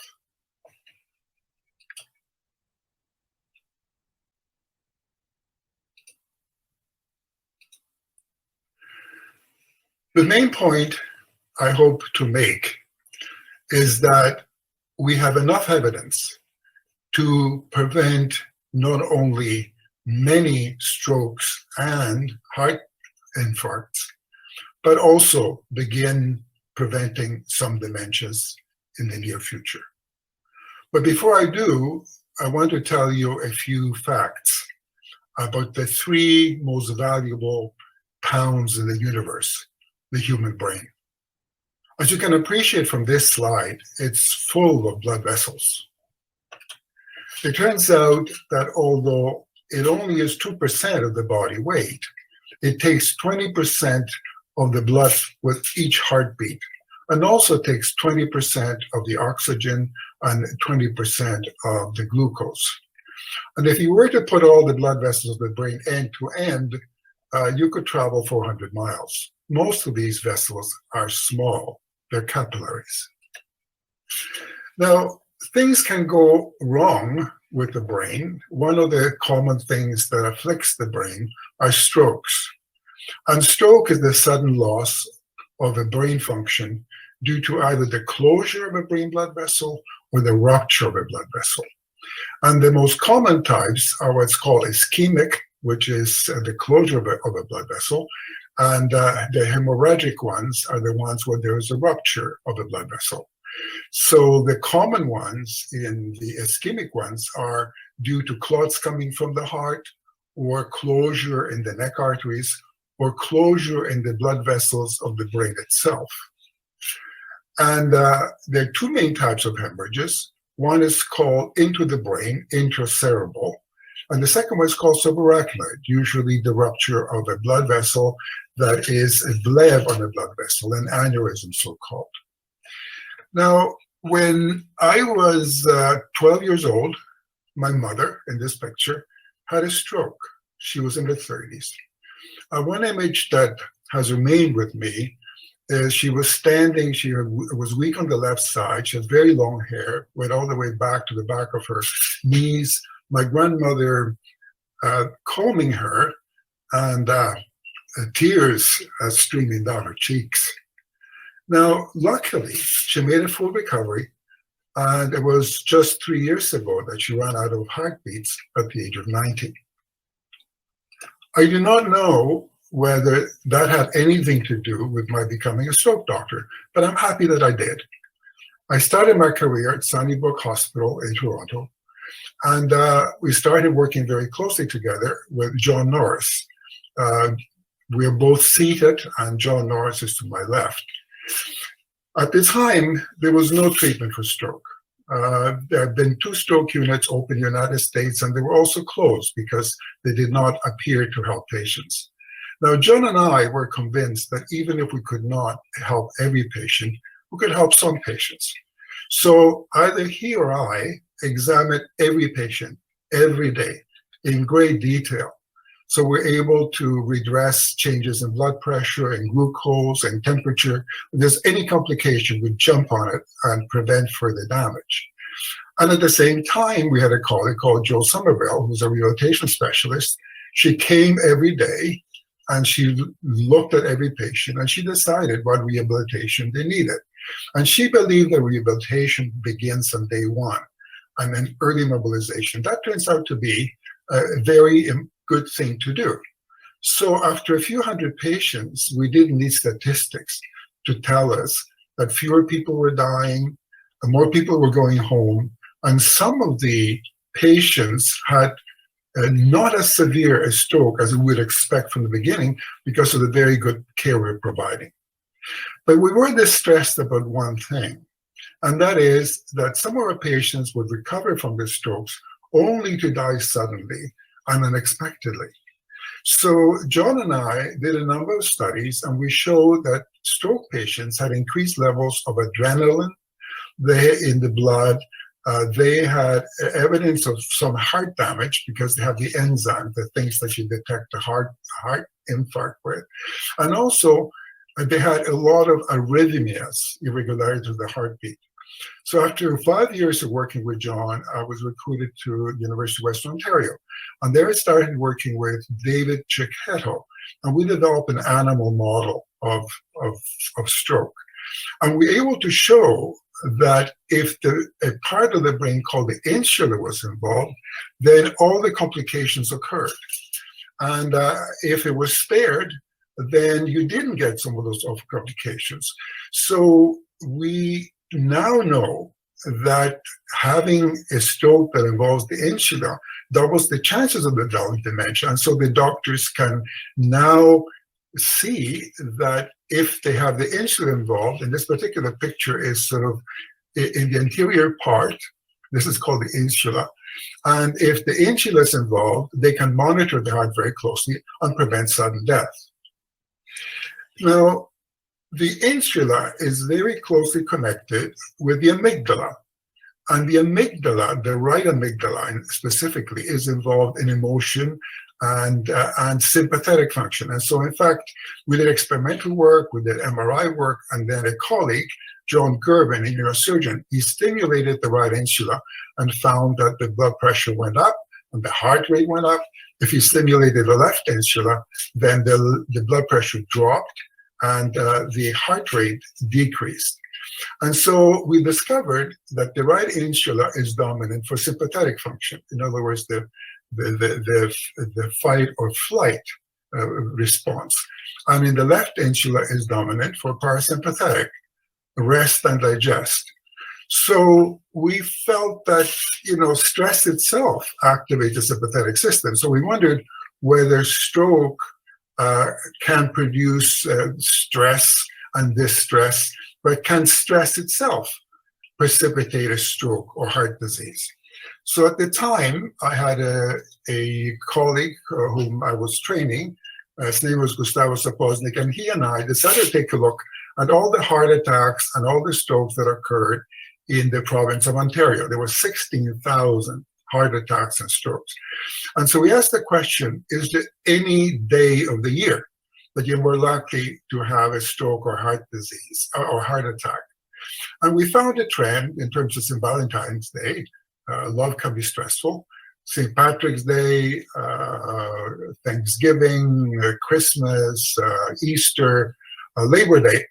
But the one day of the year in which you're more likely to have a heart attack or stroke is your birthday. They're dangerous. So don't ask me how old I am. I've stopped having birthdays. Now, at the same time that we were doing the work on stroke, on heart disease and their connection, when I came to the University of Western Ontario, there was a dementia study led by Mel Ball and Harold Mirsky. And they had a neurologist, but the neurologist was recruited elsewhere. So they asked me whether I would fill in until they found another neurologist. Well, I don't think they ever looked for another neurologist. And so I was the one who ended up being the neurologist for that study. And one of the things that intrigued me from the very beginning was the importance of hypertension. That seemed to be a risk factor both for stroke and dementia. And I want to introduce to you a concept that you never heard of it, because we're just about to publish, in fact, a paper describing a reinterpretation of the cerebral circulation in evolutionary terms. So these are primitive brains, dogfish, frog, a chicken, politician, and the pattern is all the same. It's a tube with an enlargement, which is the brain, and then there is an artery at the base that supplies the blood at right angles. And this pattern is observed in the human brainstem, as you can see. However, this pattern is not limited to the brainstem. It also involves what we call the basal ganglia that have to do with movement, they have to do with emotion, and they have to do with implicit learning. In other words, the sort of automatic learning that is important in riding a bicycle. And also the thalamus. Now, the thalamus is a relay station for all sensation to enter the brain except for smell. So you can see this pattern laterally here, but I want you to appreciate it in what we call a coronal section. And here's the important concept. If you look at the base of the brain, that's called the circular willis, and all the branches that supply the brain come from it. Now, if you think that, I'm going to make it simple. Let us say that the blood pressure at the base of the brain in the circular willis is 100. But then you have to step it down to capillary pressure, say 10 millimeters. So the arteries have to work very hard to contract enough to prevent the brain from being flooded with too much blood. This is a feature called autoregulation. So because the arteries are short and they to decrease the pressure over a short segment, if you have high blood pressure, they tend to enlarge, and eventually they either close off, producing what we call a lacunar infarct, or a hemorrhage. By contrast, if you look at the arteries that go around the brain and then go into the brain, then they have a much longer segment to bring down the blood pressure from the 100 to the 10 millimeters of mercury. So in fact, you have two systems. One is a high pressure system, what I'm calling the primitive brain. And then there's a low pressure system in the rest of the brain, which I'm calling the Homo sapiens brain, in other words, the human brain.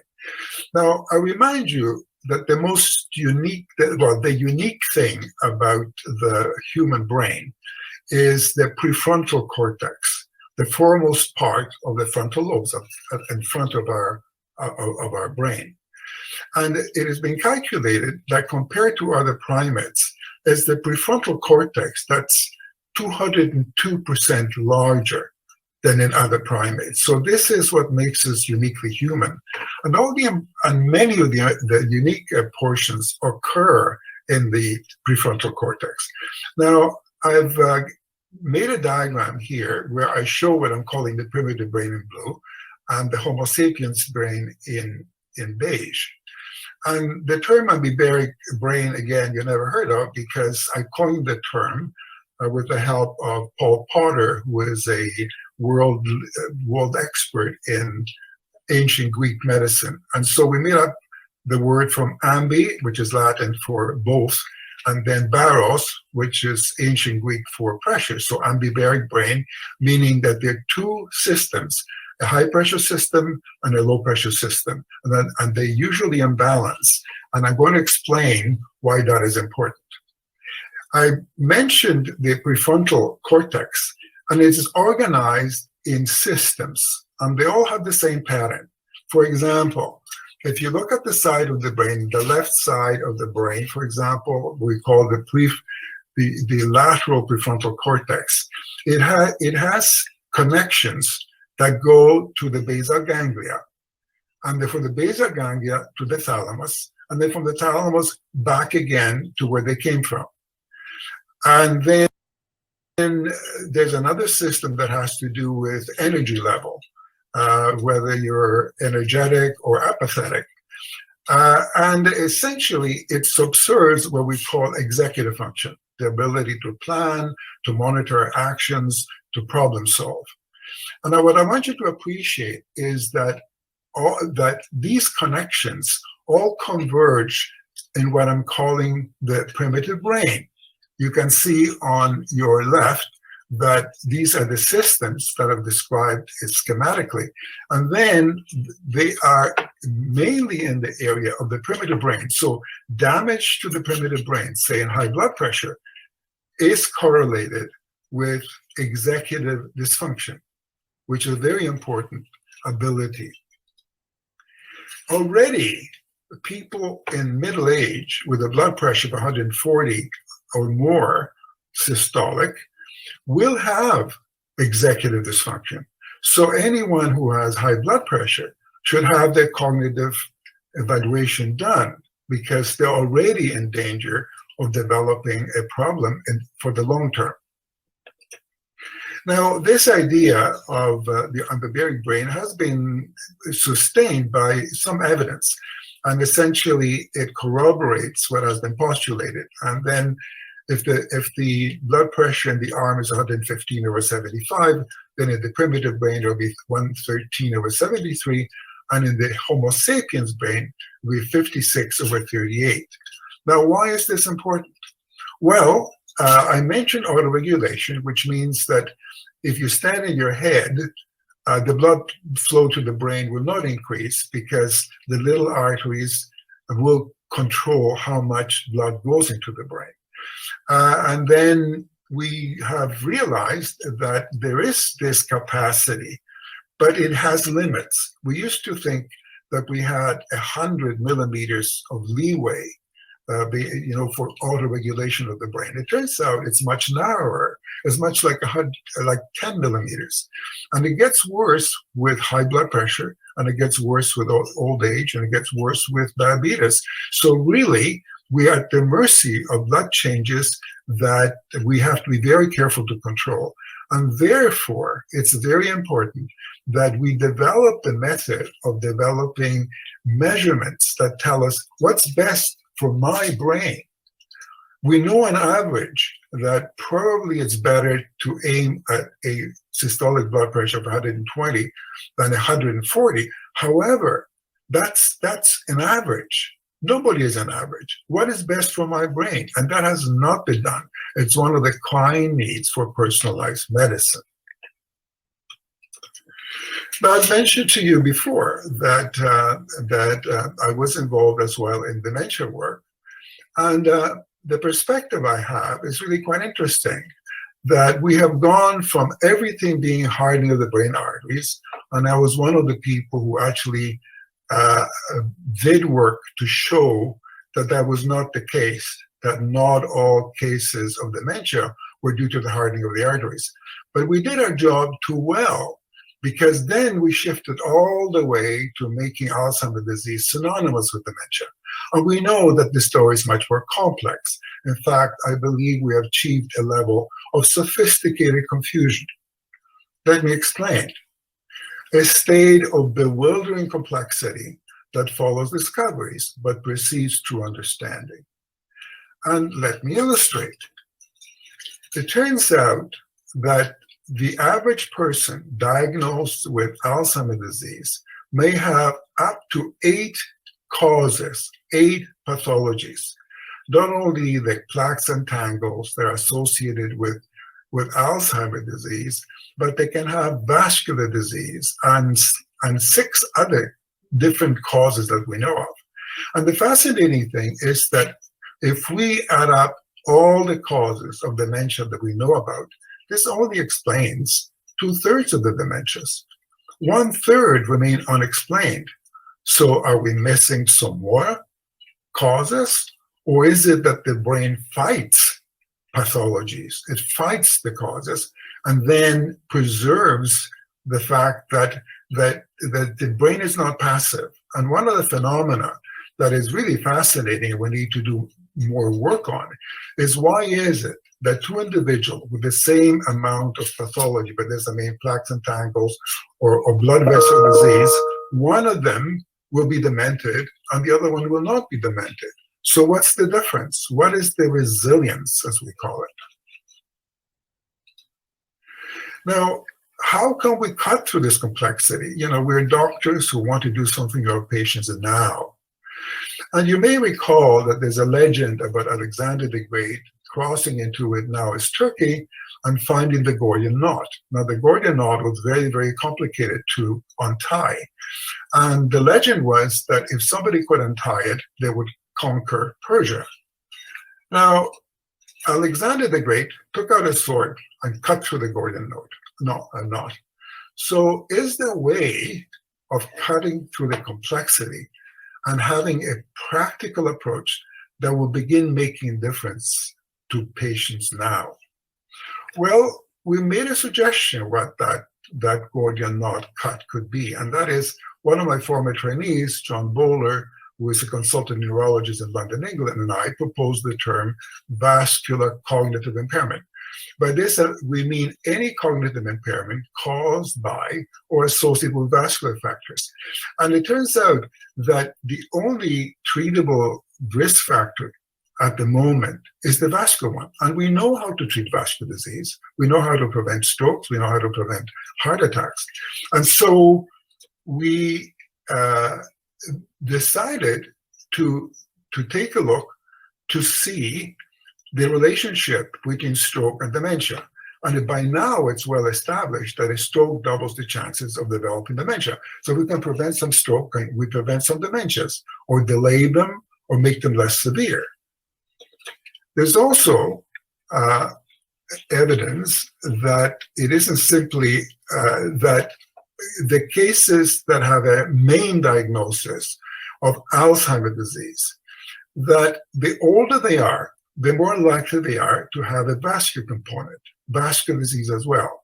So at the age of 55% of these people diagnosed with Alzheimer's disease has some vascular component.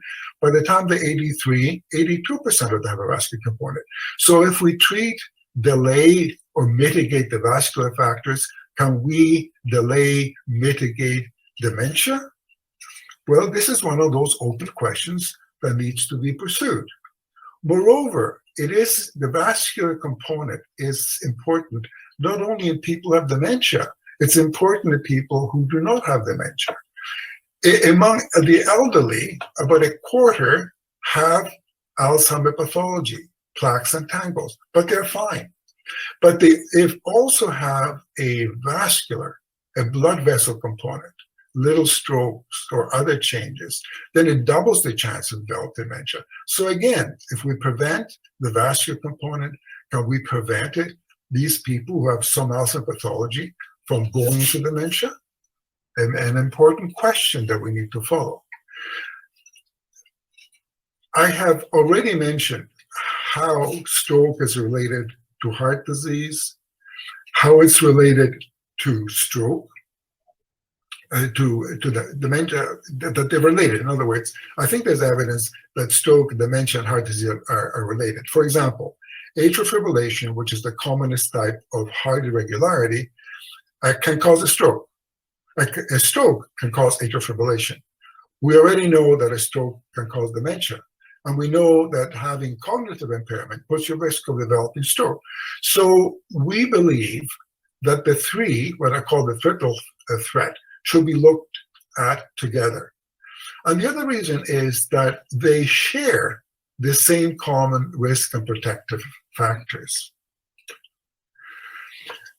You know them well, and I already emphasized hypertension. And on the other side is the concept of fragility. And Dr. Rockwood will be addressing this tomorrow. By the same token, we know the protective factors, and there's exercise. But when I talk about exercise, it isn't limited to physical exercise. There's also emotional exercise and mental exercise. We need to exercise our emotions. We need to exercise our social skills as well, which we know to be important for brain health. I have mentioned vascular cognitive impairment, which in fact is very common. Most people with some cognitive impairment have some vascular component. So how do you identify the vascular component? Well, we proposed a scale that is used widely, and it works very well. But the shortcoming is that it needs a neurologic examination, and that makes it impractical for family practice or non-specialists in neurology. So we've been able to boil it down to 5 questions that do not require neurologic examination. And last year, one of my former students, Shahana Mubizgaran, and I decided to take a look to see whether it was predictive of people progressing to dementia. As you might be aware, the most powerful single risk factor for developing cognitive impairment in old age is ApoE4, the lipoprotein, the gene corresponding to that. So we decided to compare them, see how well they predicted progression to dementia over a 5-year period. Well, what I want you to note here is that the 2 curves, the blue one is the one for ApoE4, and the red one is for the ischemic score. They're almost identical. In other words, they each predict progression to dementia equally well. Unfortunately, we cannot change our genes, but fortunately, we can change most of the items of the ischemic score. And this shows you that the higher the score, the greater the risk. So if we know that somebody has a high ischemic score, this is a call to action. Let's control the risk factors as vigorously as we can. Now, most of the practical advice about how to do this is in a book that has been highly commended by the British Medical Association. And by necessity, doctors deal with the individual patient. But I want to argue that we need to complement this approach with what's called the population approach. I'll give you an example. We look at people who are obese. Now, it's only the most obese who will go to an obesity clinic.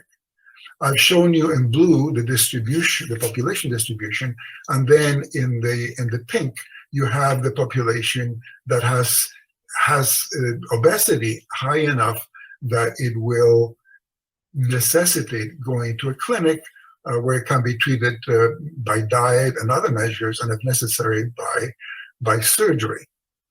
By contrast, I want you to look at the right side, wherein you have a population at risk, and you're shifting the risk by doing things like controlling the amount of salt in the diet, by controlling the sale of sugared drinks, and you can appreciate that we can have an impact by persuading policymakers to introduce legislation so to limit, say, the salt and sugar content of food. But we also have power as individuals, because each time we buy healthy food, we're giving business to those who produce it. We're giving less business to those doing healthy food. So I think we also have a role in trying to change things at the population level. And there's a fairly dramatic example to show that small changes at the population level have a big impact overall. It has been calculated that a 2-millimeter change in blood pressure, it's nice for the individual, but it's hardly dramatic. But if you happen to change the average blood pressure of individuals in the whole population, then a decrease in the average blood pressure of 2 millimeters will result in a reduction of 24% in the number of strokes. That's pretty dramatic. And we need to avail ourselves of that. So going back to the idea of looking at the three together, it makes sense because they have the common risk factors and the common protective factors. But we will not find the answers by simply concentrating on people who have dementia and have stroke. Clearly, these occur in a much larger environment. We know that the environment is important. We know that social and economic factors are important, as well as the individual risk and protective factors. But no one has tried to look at them all together. For example, we know that air pollution is harmful to the lungs, it is dangerous for the heart, and inflames the brain. The closer you live to a major highway, the more likely you are at risk of developing dementia. And we know that in Beijing now, pollution is a greater threat to the health than COVID is. Now, you would say, well, that's really a pity that they have such a big problem, but we live in a different continent, and in Canada, the pollution is not that bad. Well, that's not very comforting because, as you know, there are jet streams that go across continents, they go across oceans, and the biosphere mixes. So what happens in Beijing matters in Toronto. So to go back to this comprehensive approach, if we're going to find the answers, we need to be looking at the population level, not just at the individual level. And in fact, we decided to do that. Some years ago, a number of us persuaded the Heart and Stroke Foundation of Ontario, which in turn persuaded the Ontario government to introduce a stroke strategy, which meant building more stroke units, stroke prevention clinics, and have public campaigns in risk factor control. And we knew that there were better outcomes for stroke. Fewer people died, more people went home. So knowing that a stroke doubles the chances of developing dementia, we decided to take a look what's happening to the incidence, the number of cases per 1,000 of stroke and dementia. And we showed that the incidence of dementia in Ontario decreased by 32%, and the incidence of dementia by 7%. If you multiply 7% in a population of 14 million, we're talking about thousands of patients who did not develop dementia. So what is it that we're doing that's right? What is it that's happening that allows for this decrease? Well, in order to find out, we put together a team to try to look at this question. But however, in order to find out, we have to, first of all, look at all the factors. So we have to be comprehensive. But secondly, we have to target the most promising combination. For example, high blood pressure is not a major problem in London, Ontario, luckily.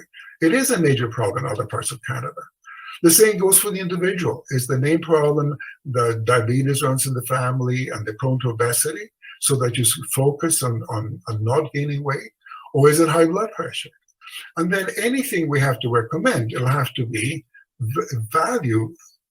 In other words, it has to be cost effective, or if it's the individual, time effective. So the approach needs to be comprehensive, targeted, and investment value. And the ultimate aim is not only to prevent the triple threat, but to promote brain health. And we will have a publication coming out, in fact, today, on a definition of brain health that we're offering based on the WHO, the World Health Organization definition of health. And so we're defining brain health as a state of complete physical, mental, social well-being through a full, balanced, continuous development and exercise of the brain. Learning never stops. If you stop learning, you become old. You have to be vital. You have to exercise your cognition, your emotion, and your social skills. In Europe, the Federation of Neurological Associations has a campaign to persuade the European community to adopt brain health as the top priority. And they have a series of 7 podcasts, and the first one already has taken place. And you might be interested in following this. They're freely available. And I encourage you, because ultimately we need to develop better brains for a better world. Because in the digital society, we have to have a higher degree of cognitive competence that was necessary even 10 years ago. Now, in conclusion, we can prevent most strokes and heart disease and some dementias beginning now by developing strategies for the joint prevention of stroke, dementia, and heart disease, or by promoting brain health, and by adopting a comprehensive, targeted investment value approach, and intensifying our efforts as well as diversifying our efforts. Now, after we discovered that the incidence of dementia was decreased in Ontario, we put together a team that involved health economists, health geographers, computer scientists, sociologists, clinicians, epidemiologists. And it wasn't difficult to put together this rather unusual group, because no one whom we approached said no, and some of them volunteered to be part of this enterprise. The big challenge was to find a granting agency that would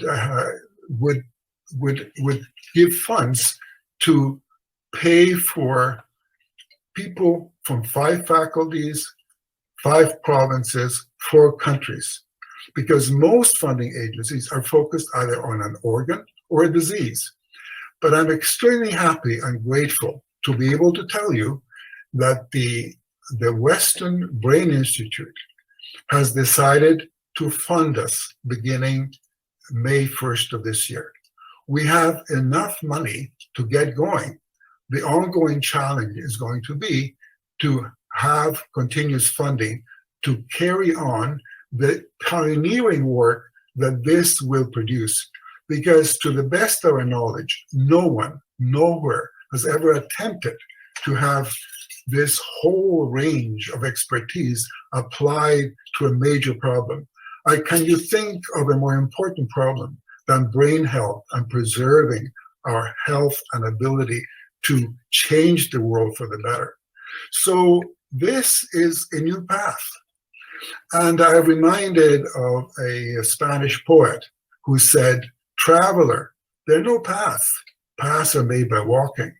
So in the words of Waldo Emerson, I invite you to go where there is no path and leave a trail, because thousands of lives and brains depend on it. Thank you. Well, thank you very much, Dr. Hachinski. And he made some fascinating points, I think. One being the overlap between stroke and dementia. I think that we have tended to think of those two, and really the first 2 speakers today brought in other manifestations of health that are connected to dementia as well. So that rather than thinking of Alzheimer's as a single entity that is unrelated to anything else, we are starting to see that there are close relationships between other conditions.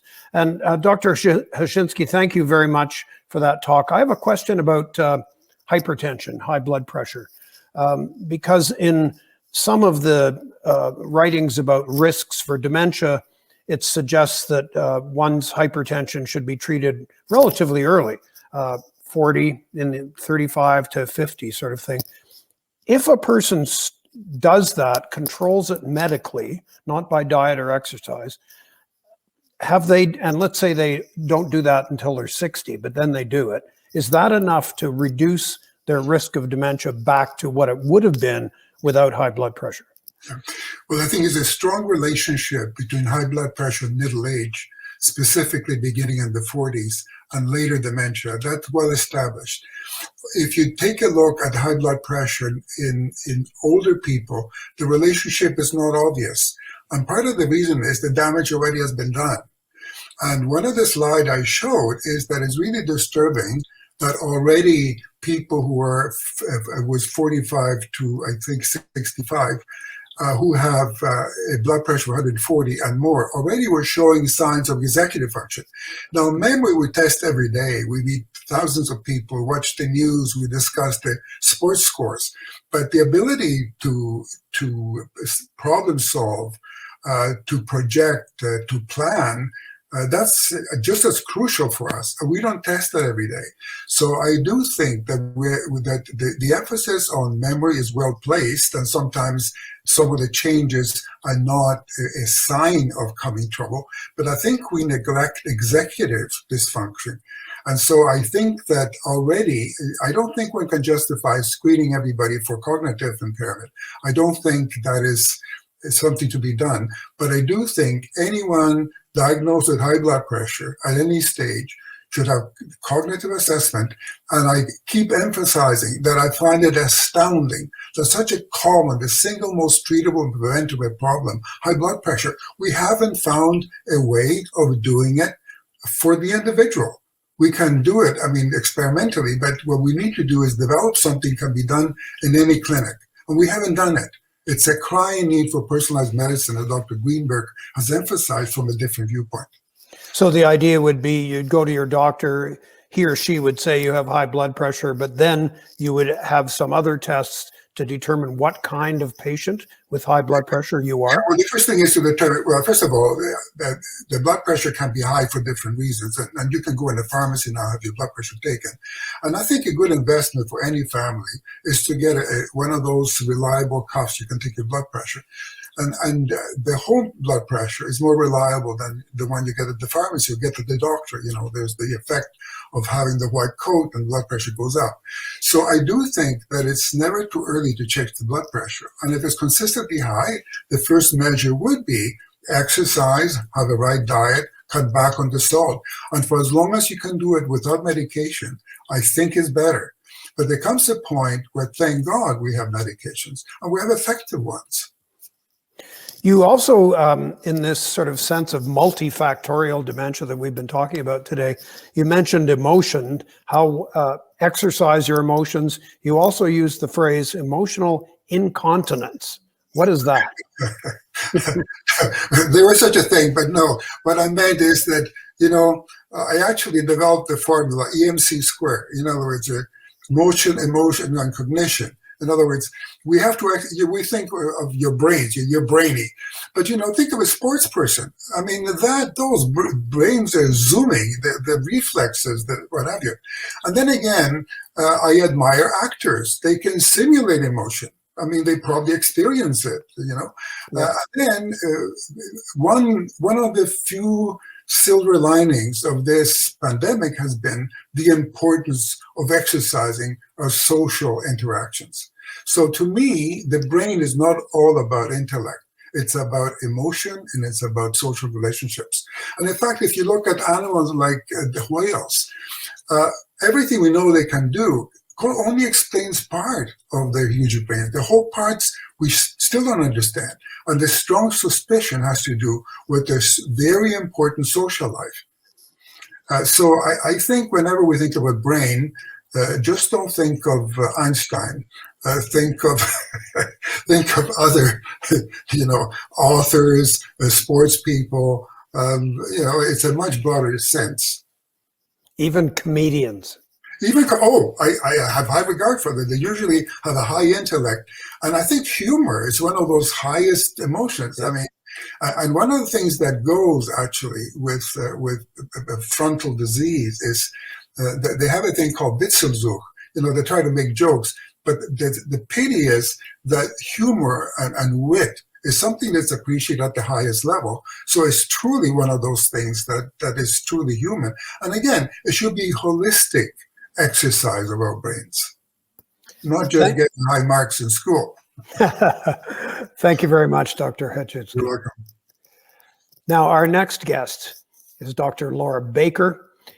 She is a professor of internal medicine, neurology, and public health sciences at the Wake Forest School of Medicine in North Carolina.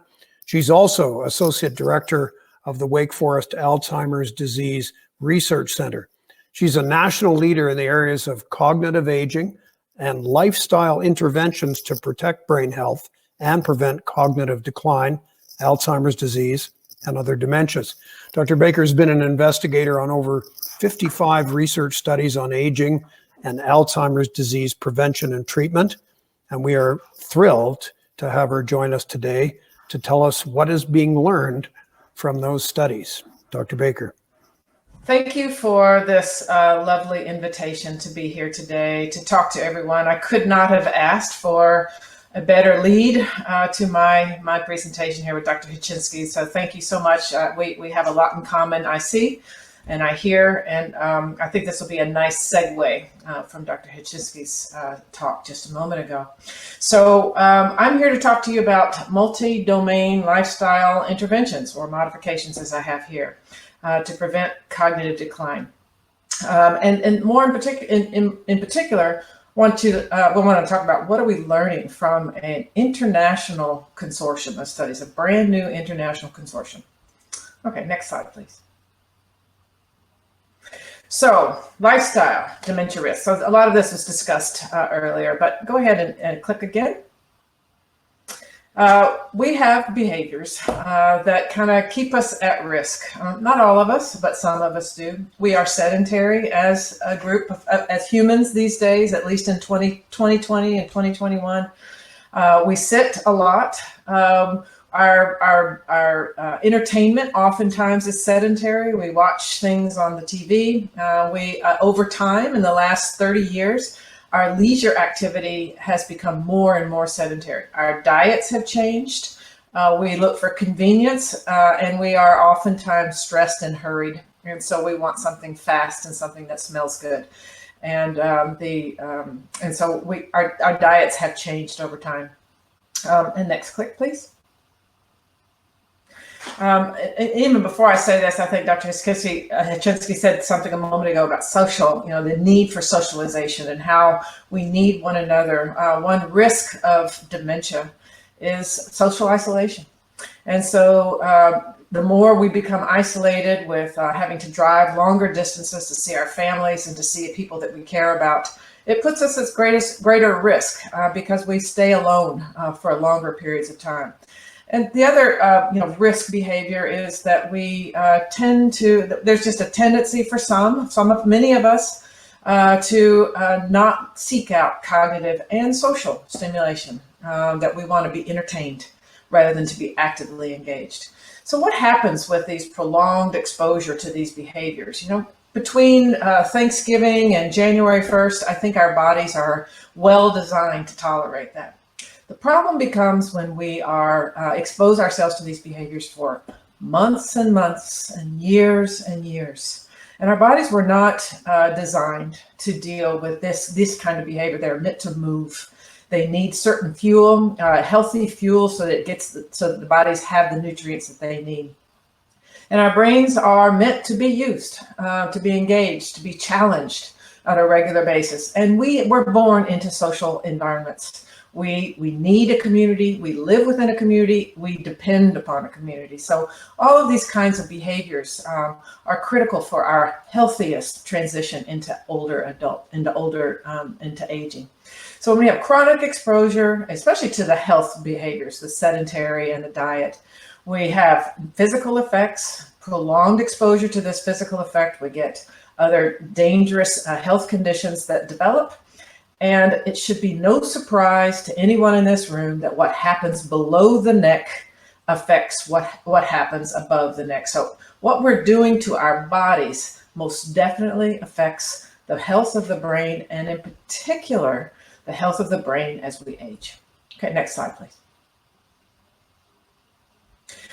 So we all walk each day. We walk the line each day, and challenging certain risks that we are exposed to, and hoping for some protections. So let's talk about risk for a moment. So these are just, this is some risks.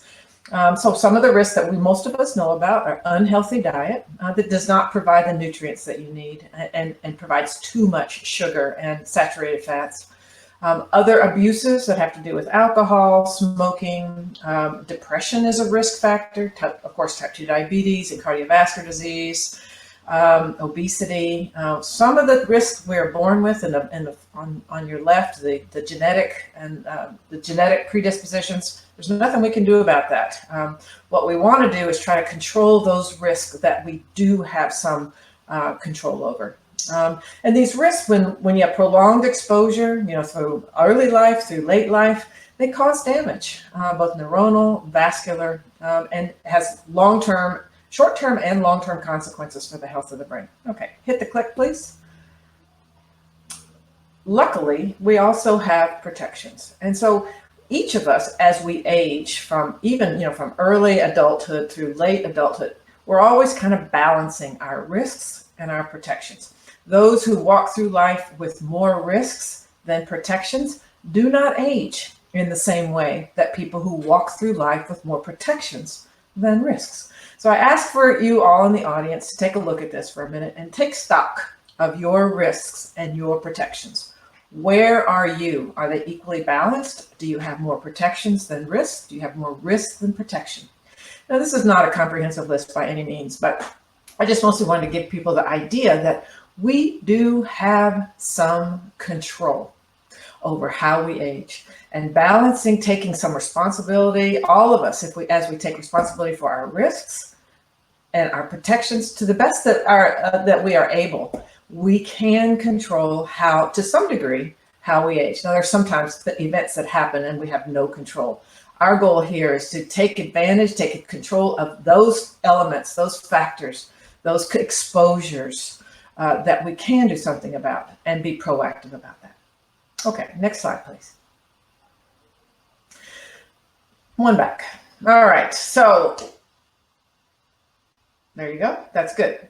So I was so pleased to see that the Wall Street Journal in 2019 had a full spread on lifestyle and how lifestyle, your behaviors, your exposures to everyday life tells us about how we might prevent dementia, but it also identifies some very specific lifestyle exposures that can increase risk, but also as you take control over these or change some of these lifestyle behaviors, you could actually reduce your risk. And the science is telling us more and more that we do have control, that lifestyle can impact how we age. Next slide, please. All right, so what are we going to do? Well, how are we going to intervene here? Remember, this conversation is about what we can do about this. Well, we're learning in science that lifestyle change can have potent effects on brain health. Potent meaning that it can change the biology of the brain. It can change the trajectory on how quickly someone shows memory impairments. It might even change your risk for developing Alzheimer's disease. So the kinds of lifestyle behaviors that we're studying, there are many. The kinds of lifestyle studies, behaviors that I study have to do with physical activity, in particular exercise. And there's a difference there. Moving is different than intentional exercise that involves a challenge, a physiologic challenge. So when I talk about physical activity from now on today, I'm talking about physiologic challenge. Exercise, challenging yourself to allow your muscles and your heart and your lungs to do what they were meant to do, work hard at times. I also study diet and how the components of your diet might help affect brain health. And I study cognitive and social stimulation or challenge. You might hear it as referred to as cognitive training. That refers to doing very specific exercise, like physical exercise, but cognitive exercise using, any different number of activities. So one example might be Zoom meetings, for example, or WebEx meetings that you're all here today. So you can give yourself a checkbox for being able to challenge yourself cognitively, but also socially. You're interacting, you're seeing other people, and you are staying engaged. Okay, next slide, please. All right, so for a moment, let's talk about the science. Exercise. How do we know that exercise is beneficial? Well, I'm just going to summarize very quickly as a huge body of work that's been accumulated over the years. What we know is that people who regularly exercise, and I mean aerobic again, have a lower risk of developing memory problems and dementia. So those who exercise are different than those who do not. In clinical trials, the randomized controlled trials, where people are assigned randomly to one of two groups or more, it takes 6 or more months of moderate to high intensity aerobic exercise, which means it involves a bit of huffing and puffing, to improve memory and other thinking abilities in older adults. Less than that, casual walks in the neighborhood, great for your body, great for keeping your function at peak capacity. It prevents falls, but does it help with cognitive function? So far, the evidence suggests no. You need a little bit more. Okay, click. Next. All right, but that's okay. You can put them all out. Diet. What's the science tell us? Well, we know that people who regularly eat foods with lots of color, especially dark leafy greens and berries, and lower amounts of animal fat and sugar, unrefined sugar or processed sugar, have a lower risk of developing memory problems and dementia. And then there's a big clinical trial going on right now. It's at Rush and in the United States, at Rush and at Harvard in Boston, that is testing whether randomization or assignment to one of two groups, a more Mediterranean-like diet versus American Heart Association diet, can it improve memory and thinking abilities, and can it prevent dementia? So we'll have the results of that very soon, but this is going to be a really important study to help us know whether diet really can impact brain health. And then the third box here is all about mental and social challenge. We know that it may, from our science, that this is newer information that we've been receiving in science, let's say in the last 10 years. There's a very large clinical trial that was completed called the ACTIVE trial, where they had older adults engage in regular mental challenge using computer training. And what they found on a regular basis, weekly, like physical exercise, you've got to do it regularly to see the benefits. They found that this regular mental challenge improved memory and thinking abilities in older adults. This was one of the first studies that was very rigorous, a good science project, a good experiment, and that they felt very comfortable. And it's very confident that these results, this cognitive challenge, really can improve memory and thinking abilities. So this is very hopeful for lifestyle intervention studies. Okay, next slide, please. All right, so the question is, we can either exercise, or you can diet, or you can have social and intellectual challenge. I've added another one here. Maybe if I do something to help me sleep better. What if I do any one of these, it's going to help me? Well, yes. What the science is telling us, yes. But our biggest question later is, what if we combine them? What if we get people exercising, we change the nutrition? What if we get them engaged in their communities and intellectually? What if we can improve their sleep? Can we make a bigger difference in terms of how we age? How does the brain age with time? Okay, click. All right, so why are we so interested in this what we call a multi-domain approach? Well, if you think about this, if you think about exercise as one type of medicine and diet as another type of medicine, when we start combining them, maybe we're increasing the dose of your lifestyle medicine, which is, in many drug studies, when you're taking your medication, sometimes, not always, sometimes a slight elevation in dose can give you a better response. It's also possible that the combination of new lifestyle behaviors may have a magnified effect on health. So this is called a synergistic effect. So maybe 1 + 1 is not 2 when we start combining different components. Maybe 1 + 1 = 3. So for example, if you combine people who exercise and eat a healthy diet, they get an extra bonus with the combination that neither exercise nor diet just simply added together could give you. So it's the combination. So for example, if you're exercising, you might sleep better. If you're sleeping better, you might exercise better the next day. If you're eating well, you're more motivated to exercise. So you can see how you might have a synergistic effect. And the other benefit of combining is we are different people. All of us, we have different preferences. We have different limitations. Some of us have limitations in walking. Some people have dietary restrictions. We cannot, if we're going to be successful here in trying to identify a lifestyle intervention for people that's going to work and have similar effects across the board, we have to develop something that's where one side, that there's some flexibility. We cannot assume that one size is going to fit for all. One size is not necessarily not right for everyone. So we have to have multiple components so we can tailor this intervention to meet the specific needs of individuals. Okay, next slide, please. All right, I'm going to start. I'm telling you real quick about a study that has been, it's a hallmark study and in the multi-domain lifestyle science world. So this is a study referred to as FINGER, and I've written underneath what that stands for. It was conducted in Finland, and it was involved about 1,000 people. And what was important about FINGER is they showed something that no one has showed before in a large sample, a large group of people. Okay, next slide.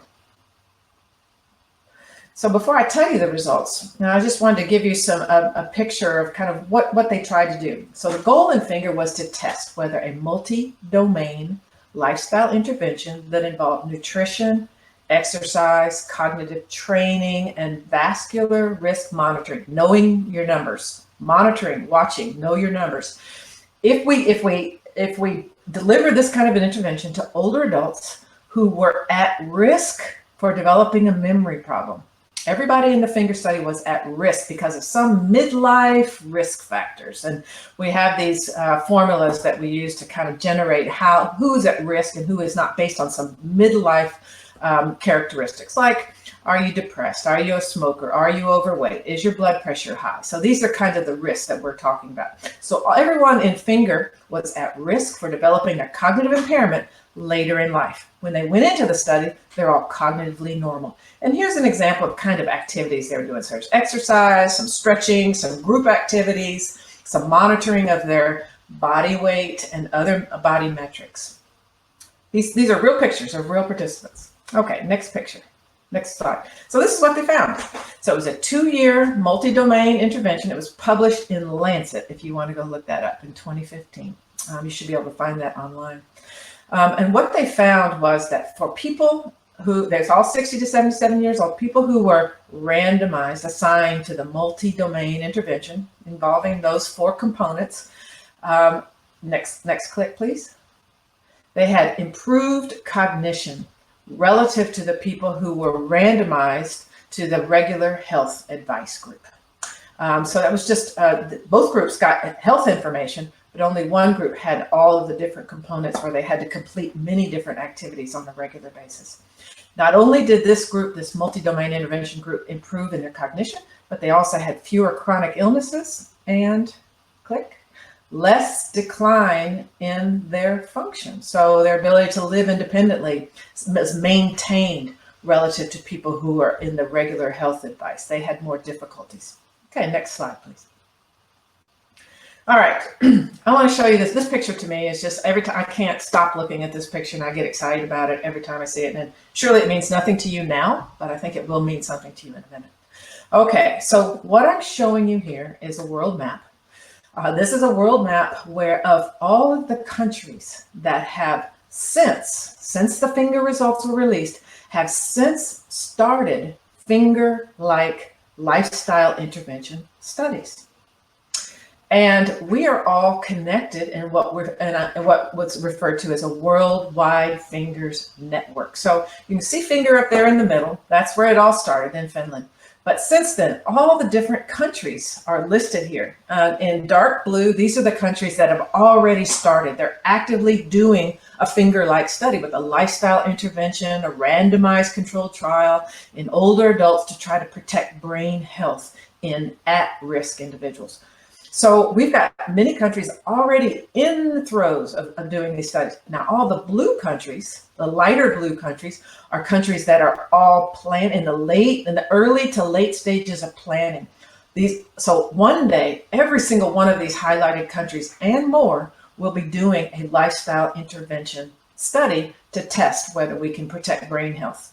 So here's the importance of this. Number one, this map, every time I see it, there are new countries added.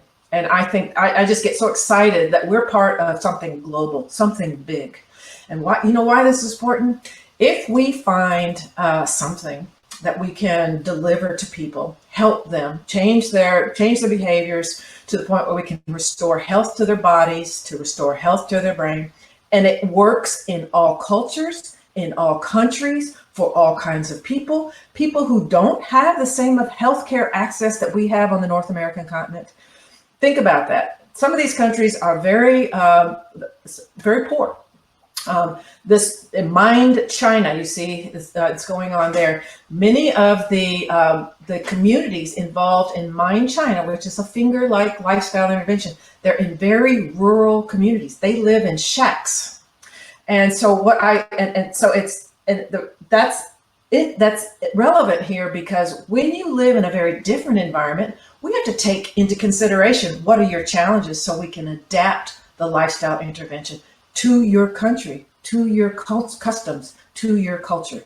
So when I look at this map, I think I see this lifestyle intervention potential where we can take a core lifestyle intervention study and start adapting it to each country. Listen to the country, listen to the people. What's going to work in your country? How can we deliver? If we can do this successfully, we might be able to have a worldwide intervention strategy. Now, I don't mean to say we can cure this. We can't cure this disease. But if we could slow this disease down by 1, 2, 5, or even 10 years, we will have made a big difference both financially in our global economics for the family, for our communities on a global nature, but also we're giving people back time. People who would have developed a cognitive impairment and now have been given a few more years, they've gotten some of their life back. And so that is going to be a huge success. Okay, next slide, please. Oh, I have, okay, yeah, and stay there. I wanted to bring it to your attention that Worldwide Fingers is in Canada. Every country has their own name, but we are all connected as one network. We all get together, we talk at meetings, we share what's going on in each other's countries, what's working, what's not. So it's a family that we are listening to each other. So Canada Thumbs Up is the Canadian version of Finger. And they're following a very different protocol than others. They're in planning stages. They're going to do most of their delivery using electronics online, which I think is going to be really important, especially post-COVID. In our new era, in our new normal, it's going to be a really important addition to Worldwide Fingers. And so I think I've already said this, that we've got to take in consideration each country's culture, customs, and challenges. Otherwise, we will not succeed in figuring out how to deliver lifestyle interventions across the globe. Okay, next slide. Right. Arrow, I'm going to talk about a little bit about what's going on with Pointer. And this is going on in the United States. I thought that this would give you a really good sense of what other countries are doing. And the process that we're going through in the United States is the same process that every country is going through. And we are sharing what's nice about this Worldwide Fingers Network. We all share all of our materials, all of our U.S. Pointer materials. We've shared them with Canada. We've shared them with Latin America. We've shared them with Singapore. We've shared them with China, and now we've just started sharing with Spain. So I thought if I show you this, you'll get a sense of what other countries are having to deal with as well. So our participants at U.S. Pointer in the United States We're going to enroll 2,000. As of today, we are at 690 enrolled. So we are doing well. We're over a quarter, almost a third of the way. All of our adults are similar to fingers. We want similarity to fingers so that we can compare and contrast. That's really important. All of our people going into the study are sedentary, generally sedentary. They have an unhealthy diet. And I say that, what I mean is the typical, I can say this, American diet. They're not already eating a Mediterranean or American Heart Association diet. They're eating the American diet. And they have suboptimum cardiovascular status. So borderline hypertension, borderline cholesterol. There's a number of different ways that you can get into the study, but we're looking for people who are at risk because we need to watch what happens to these people over time. Okay, next click. Our goal is to test the effects of 2 different lifestyle interventions on cognitive function over 2 years. Again, that's the harmonization, 2 years in finger. All of the worldwide finger studies involve 2 years. We all involve similar cognitive function. We all involve multi-domain lifestyle intervention, and we're all enrolling people who are at risk for decline. Okay, next slide. I'm just showing you this to show that we take very seriously how we find people. We have multiple steps to find the people. What's different about Worldwide Fingers, all of us feel this way, that we have to find representation from our local, national, and global communities. If we only enroll those who pick up the phone or see us ad in the paper, it's not going to be a representative sample. Those are not the people we want. We're happy to have you, but we need others as well. So in all of Worldwide Fingers, we are reaching out away from the hospitals. We're going into rural communities. We're talking to leaders in the community and a grassroots approach to try to get ambassadors so we can get communities, people have different perspectives, from different backgrounds, different race, different ethnicities. That's going to be key. This is really going to be a global effort. So we have multiple stages of screening you and finding you out there. We have a couple of, we have to make sure that you meet our eligibility criteria. Then we assign you to one of the 2 groups. That's the randomization. One of the 2 groups are kind of listed there. I'm going to show you what that is in a moment. And then they're assigned to teams. So when you are randomized to one of the 2 groups, you're assigned to a team of other participants, and you stay with that team the whole time. This is part of the social component of the intervention. And then we do outcomes assessments every 6 months, all kind of outcomes assessments. We need to know if it's working for 2 years. Okay, next slide, please. All right, so one of the lifestyle interventions is a self-guided lifestyle intervention. This is just for US Pointer. It's very similar though across in Worldwide Fingers, where participants are able to design their own lifestyle intervention program that best meets their own needs and their own situation. And their schedules. Everyone receives healthy education and they have annual health monitoring. Next.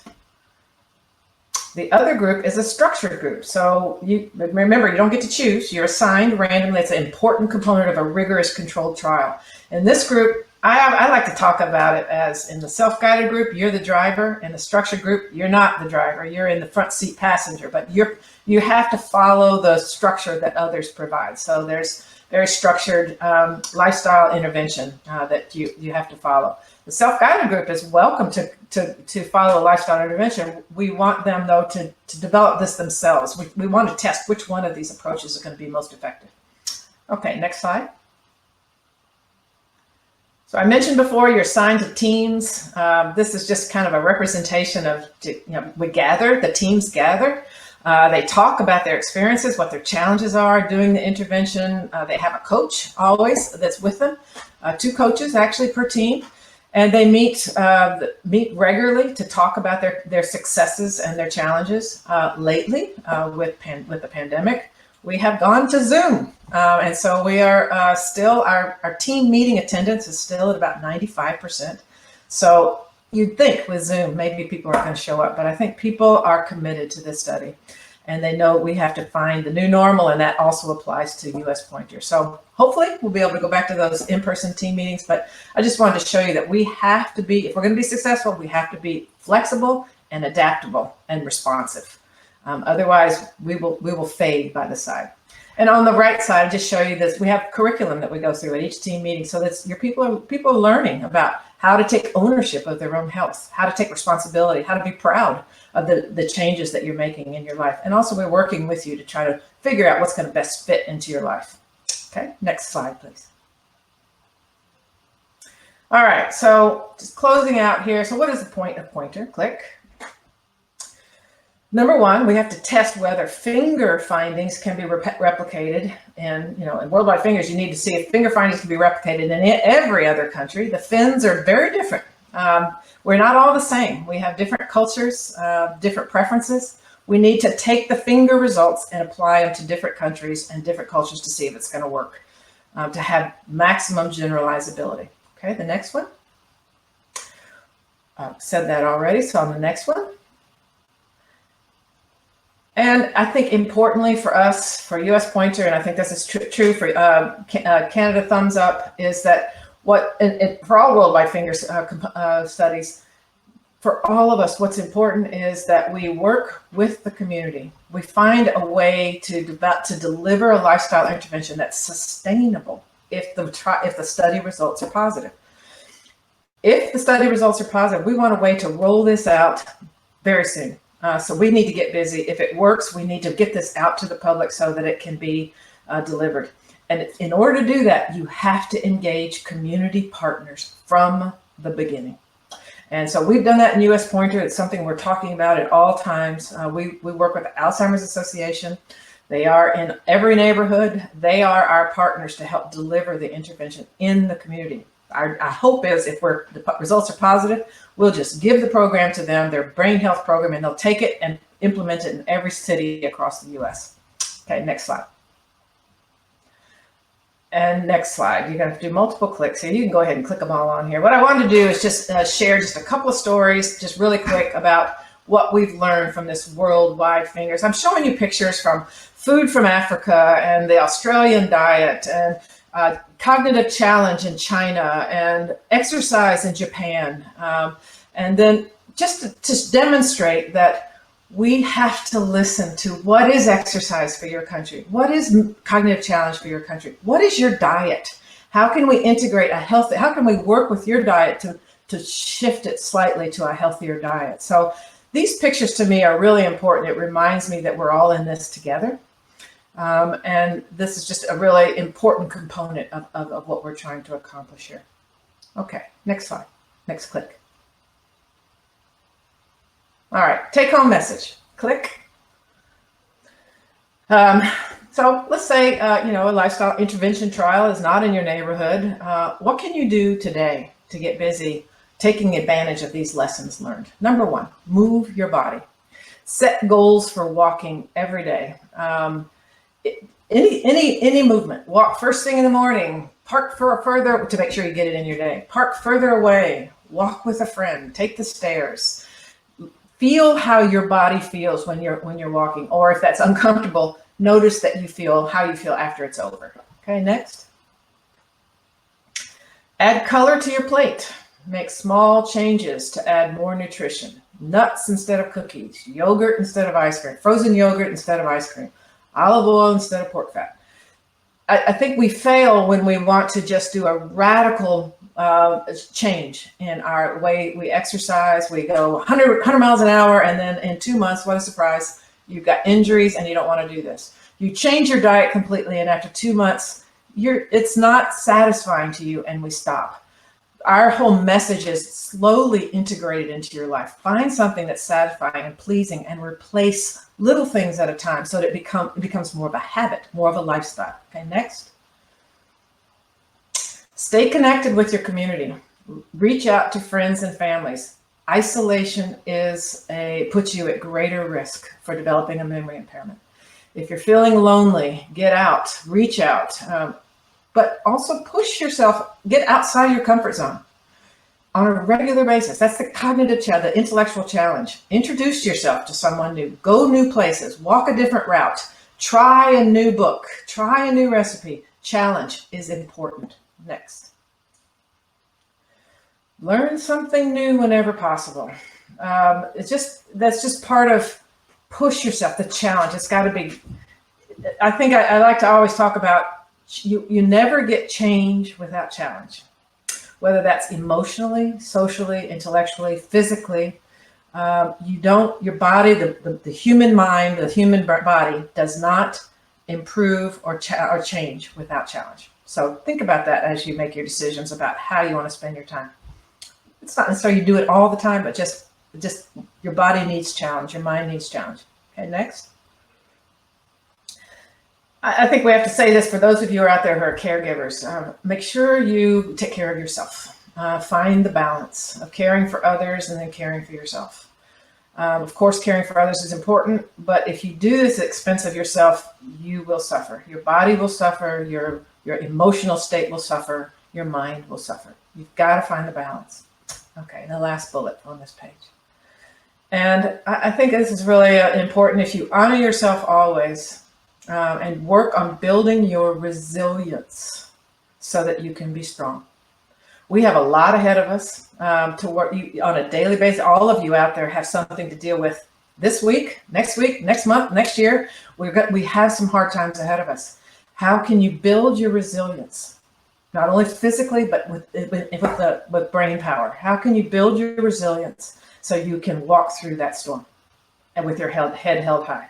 We do have to challenge in order to build resilience. Okay, I think that's my last slide. One more, I think is our. Yeah, and okay, I think this is it. This is where I'm going to stop. Just to remind you, I think I just wanted to leave you with an image of what we're about here and what we hope to accomplish with more of a global effort to change lifestyle towards a healthier pattern. Well, thank you very much, Dr. Baker. That was a fabulous talk. And I've actually discovered that scheduling walking helps if you own a dog. It's one of the best ways. I know students are waiting for you. I have one quick question from our audience. Can lifestyle modification actually slow down the course of Alzheimer's disease, or is it only effective in preventing or delaying it? Yeah, that's a really good question. I think we don't have enough data yet. We don't know yet. There are some studies, lifestyle, multi-domain lifestyle interventions are very difficult to do.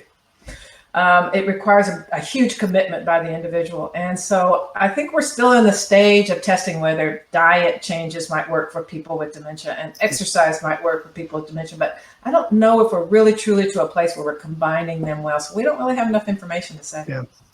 Okay. Thank you very much again. That was Dr. Laura Baker. We are now going to take another 15-minute break, and we will come back with our panel discussion. Welcome back, everybody. We're about to start our panel discussion. At the moment, we have Dr. Barry Greenberg, hi, and Dr. Malu Tansey.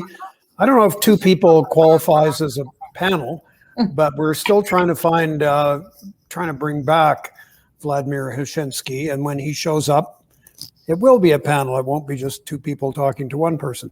So let me begin. Some of these questions are designated for one or the other of you, and some of them are general, but I would really encourage you in the spirit of interesting conversation to jump in, even if I haven't targeted you with the question. So Barry, this is actually a question that arose early on during your talk. Are there any effective drugs to stop the progression of dementia?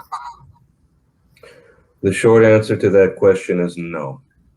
The only drugs that have been approved for human consumption are symptomatic drugs. There's some evidence that the cholinesterase inhibitors do have an impact on the rate of progression, but that's still an open discussion. I don't think that's strongly confirmed. Anything that's going to help is going to slow down rates at a population level, but there's nothing that's disease modifying, if you will, at this point. Hopefully that's changing. And those cholinesterase inhibitors have a kind of limited period of effectiveness, right?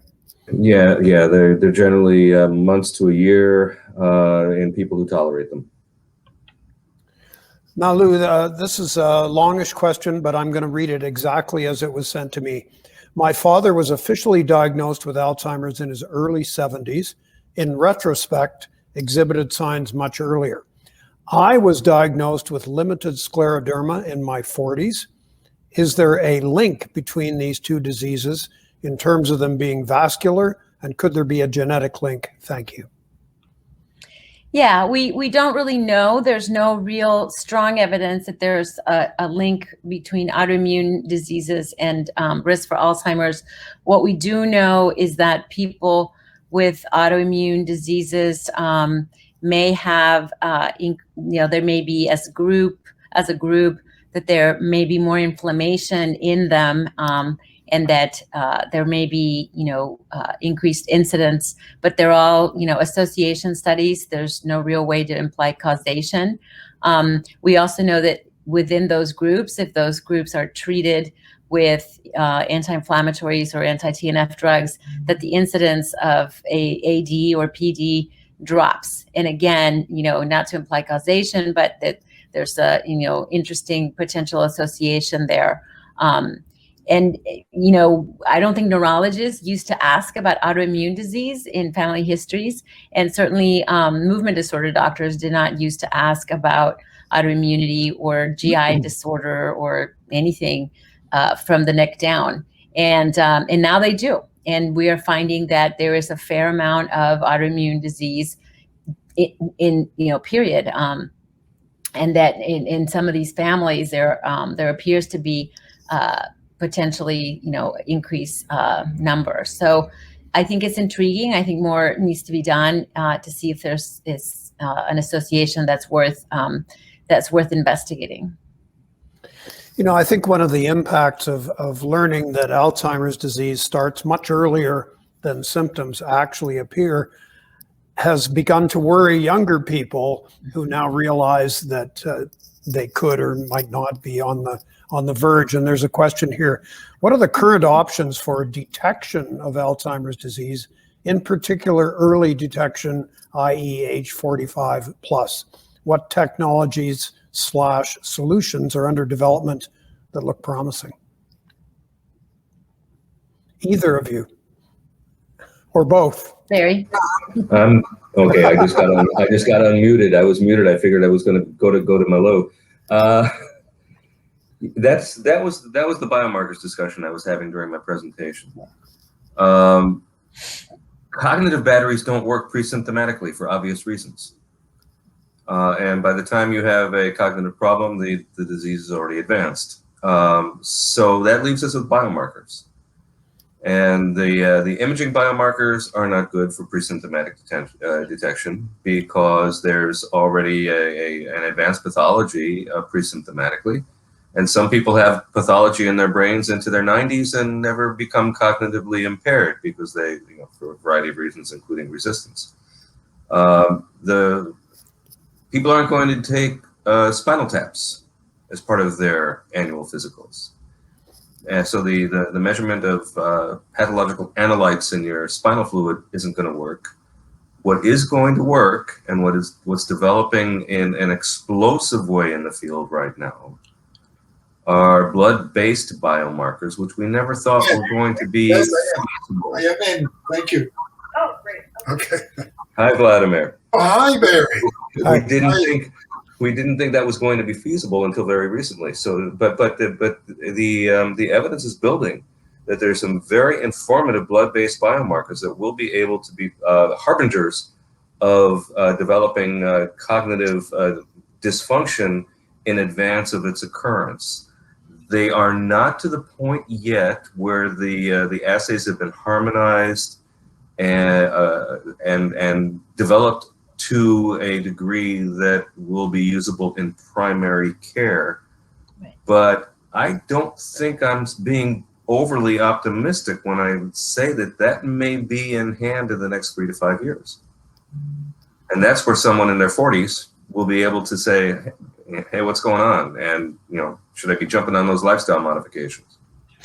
Would those biomarkers be targeted at amyloid and tau? Yes, by and large, they are amyloid and tau, but I would not say they're exclusively amyloid and tau. There are advances being made for other types of analytes as well. But right now, probably the most exciting blood-based analytes are various phosphorylated forms of the protein tau. Malu, did you have a comment? No, I think Barry's right. I think it's going to, be a battery of things. Some of the work that we've been doing in the Parkinson's space in particular tell us that if you look at the neurodegeneration peptides in conjunction with inflammatory markers, you get a bigger and broader picture. And I believe that if we broaden those analytes to include inflammatory markers, you can probably stratify patients a little bit better, and you can run a biomarker-directed trial to see, for instance, whether anti-inflammatories, immunomodulatory drugs to target chronic inflammation that might be fueling some of the diseases could work. Right. And I think that's what should be done and could be done in a subset of patients. Right. And I echoed Barry's sentiments about the role of chronic inflammation in cancer and chronic inflammation in neurodegenerative disease. I think it is a target. I think that we could very easily run trials now with existing drugs and drugs that are coming on the market to see if a subset of patients could be helped with that as a target. Vladimir, just to catch you up, some questions from the audience are targeted to one of the three of you. Some are general, and I encourage you to jump in even if it's not aimed at you. But I do have one for you, and it's this. What are your recommendations for researchers from developing countries to have them, it says here, on the same boat, but I would maybe change that to on board with Alzheimer's research in developed countries? Well, first of all, we have a lot to learn from what we're calling the developing world. Most of what we know is based on the populations of Western Europe, North America, Australia, and to some degree Japan. And that's only a minority of the human genome. We need to learn much more. The second thing is we need to understand that dementia doesn't fit all. And in fact, I co-authored the paper with Suvarna Alluri, who from India, precisely to make this point, that in some societies is considered, as Barry said earlier, normal part of aging. It doesn't come to medical attention. In our society, if someone starts failing, especially executive function, they're victim of a scam, they come into immediate attention. So we have a lot to discover together, saying, by doing these studies in collaboration, because nowadays I think the answers are global. We cannot simply find the answers in one part of the world.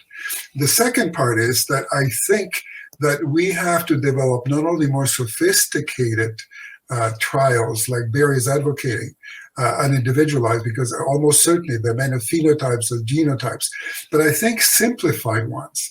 And in fact, I propose that, there are basically two types of studies: very intensive studies like the one that Barry described, and then the type of global studies that a lot of cardiologists do. They do thousands of patients to answer a simple question. And I don't see why they couldn't be combined.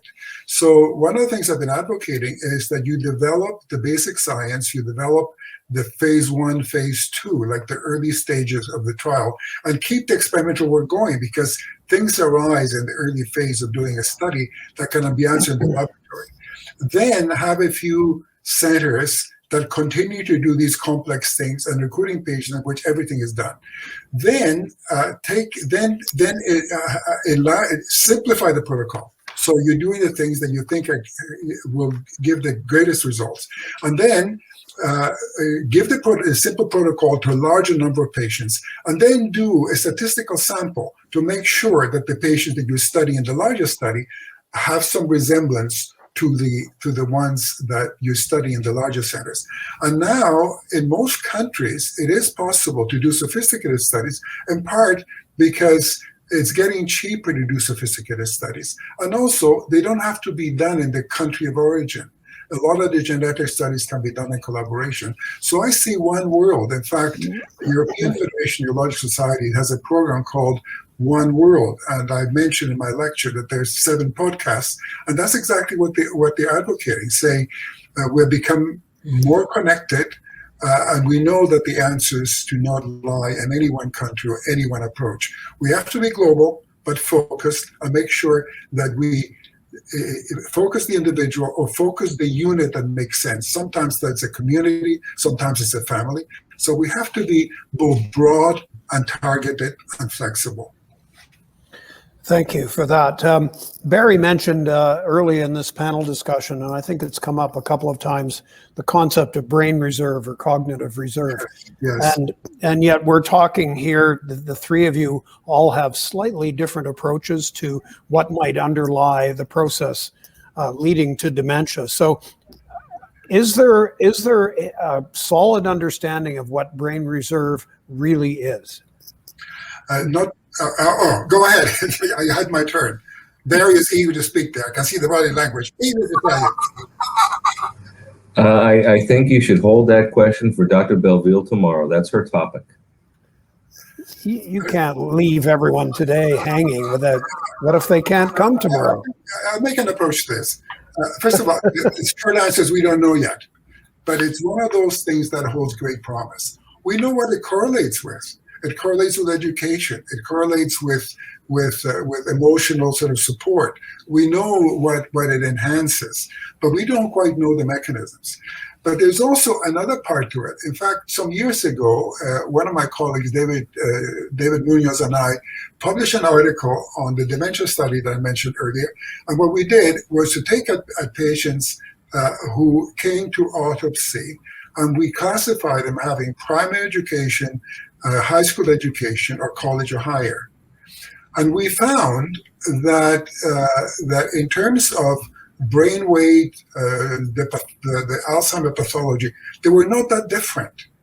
The difference was that the ones with primary education had more vascular lesions. So in some ways, the brain reserve is that people are more highly educated, more likely to have a healthier lifestyle, and therefore have what we're calling brain reserve. It's also an observed fact that once people who have the brain reserve start deteriorating, sometimes the deterioration is faster than someone who is less educated and has presumably less brain reserve. Okay, this is an interesting question, and I will address it to all of you. And there may be even differences from country to country. There are exposures that are often not in the hands of individuals to change. Can you comment, please, on the role of government in controlling the timing or duration of exposure to shift work, sedentary jobs, chemical hazards at the workplace, air pollution, unhealthy food, etc., as a means to enhance brain health and prevent dementia? Anybody can take that one. I just spoke, so wait my turn. Okay, we'll wait. Barry seems to be saying, Malu, you're going to take Yeah, I'd rather not take that question. It's definitely, I mean, yeah, it's not my area. And yeah, I would rather have one of you guys address it, since you're much more into that global perspective. Yeah. Well, first of all, I think the government has a role. But I think that it has to begin at the scientific level, and that's why we have the WHO. And I think that institution needs to be strengthened, not politicized. And so that sort of guidance at that level. Then the next level is a national level. But I would emphasize that most countries, I call Canada the big small country, in that we're big geographically, but numerically we're only 35 million. So you cannot prescribe for Northern Ontario what we do in London, Ontario. So you have to identify a jurisdiction where it makes sense. And in a place where there's a lot of, and then again, focus on what the main problem is. I don't rely just on legislation. I believe in free enterprise. And so are there ways in which you can encourage a community to undertake the things that are necessary? And then again, if you want to foster a healthy living, I mean, make sure that they have access to that food. Make sure that you can patronize them.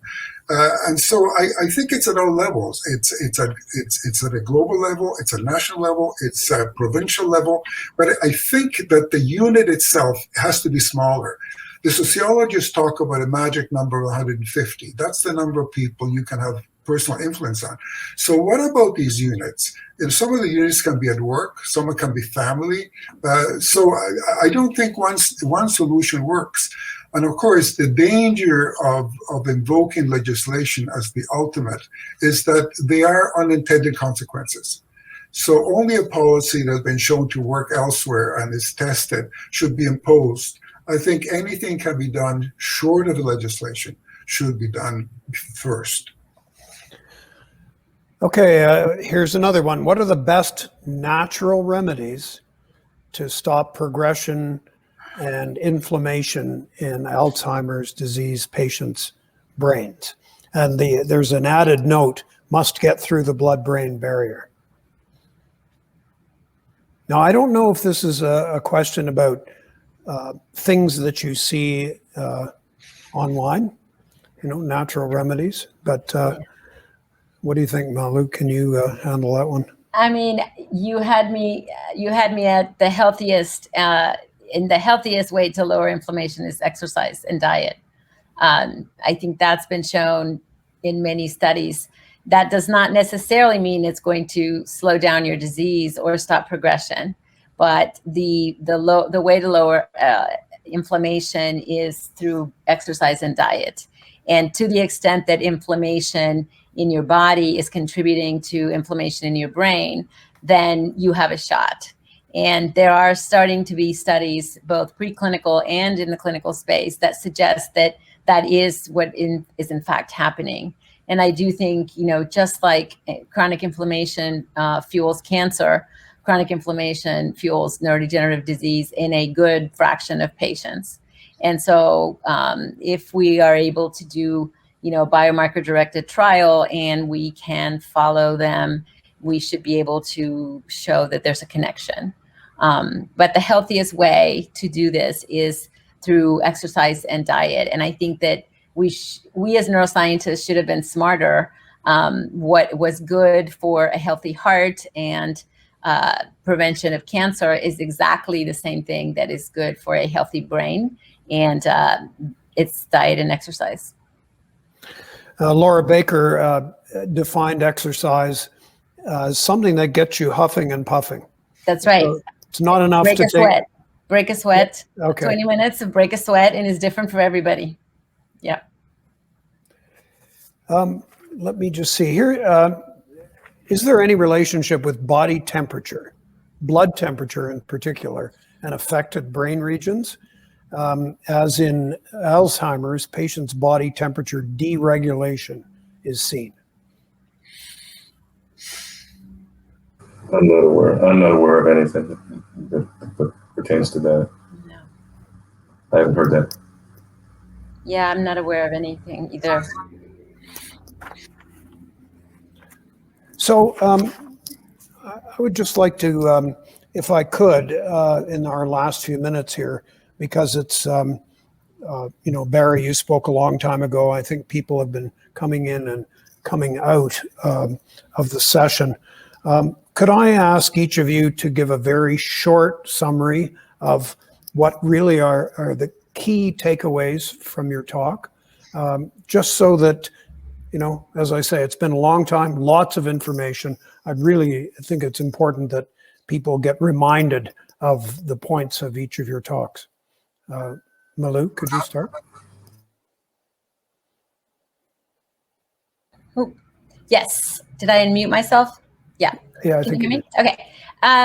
Yeah. So for me, the take-home message is that, while we've been overly focused on processes that are neuronal and blaming the aging process on neurons changing and being the culprit for neurodegeneration and Alzheimer's, we've really neglected the non-cell autonomous processes that involve innate and adaptive immune function and really the parents that are taking care of the dependent neurons. And the processes of inflammation that arise from changes in innate and adaptive immunity through the years as you age, or immunosenescence and inflammaging, are processes that I believe are greatly responsible, along with genetic variants in immune cells that compound in a gene by environment interaction to contribute to age-related neurodegeneration. And so while we've been focused on fighting amyloid and tau, I believe it's time to focus on the immune and inflammatory processes that occur in middle age that are compounded by environmental stressors, such as lack of exercise, bad lifestyle choices, environmental exposures, and things that work along with your genetics to give you a greater risk for development of Alzheimer's and other age-related neurodegenerative diseases through your lifespan. And if we focus more on those processes, we will be able to understand how they work along with gut microbiome to increase or lower your risk for Alzheimer's. And we will be able to develop preventative measures as well as measures that may slow down the progression. So we need to be less neuron-centric and more neuroimmune-centric in our understanding of the disease to be able to develop better therapies. And being immune-centric doesn't mean that you're dismissing the role of neuron-centric approaches. Oh, not at all, not at all. I think that, the neurons are the children, and the innate and adaptive immune cells and the glia are the parents, right? And you cannot save the children if you remove the parents from the equation. You can't kill microglia. You can't immunosuppress the patient. You got to rehabilitate the immune system and sort of reboot it to a younger, better working state to be able to help the children, right? So it's a neuroimmune interaction that needs to be addressed holistically, not just the neurons. Barry. Sure. I think if there were any overarching points that I would stress from the presentation I gave, is that there are many paths to cognitive decline. And it's not a simple matter as one cause, one effect, but it's a battery of causes and a battery of effects that are interrelated. And it will be critically important to understand how these various mechanistic pathways are integrated in order to find ways to intervene at an individual level in those subjects who are subject or victimized by whatever it is that's causing their own disease. And that will be genetically related, functionally genetics, pharmacogenetics. It will be lifestyle, and understanding that we're not going to treat everyone with Alzheimer's disease as a single disorder. It's not a single disorder. Dementia is caused by a range of syndromes, some of which are interrelated, some of which are independent of each other, and we need to be able to diagnose that, and the biomarker field is going to help us do that, so that we can treat a subset of identifiable patients with a certain drug that targets their disease. And once we can do that prospectively, we will learn a great deal more about the systems biology and the other mechanistic pathways that are interrelated with those that we have treated. If when I say we, if the medical field can treat a single-digit percentage of identifiable subjects, the amount of knowledge that will be gained from that success will fire off the rocket engines.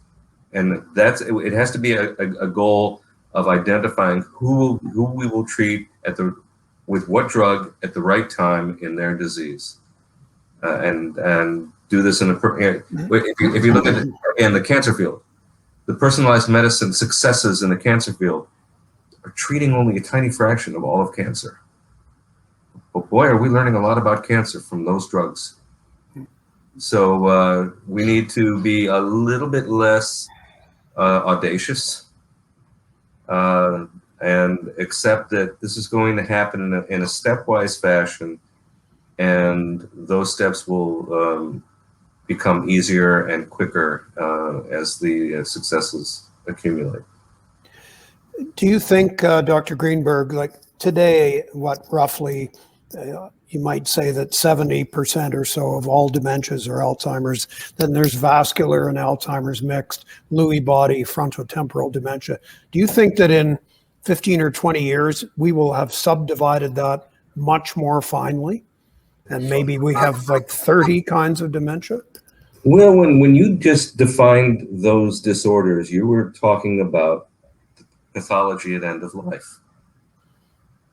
And every one of the diseases that you just intermixed are end results of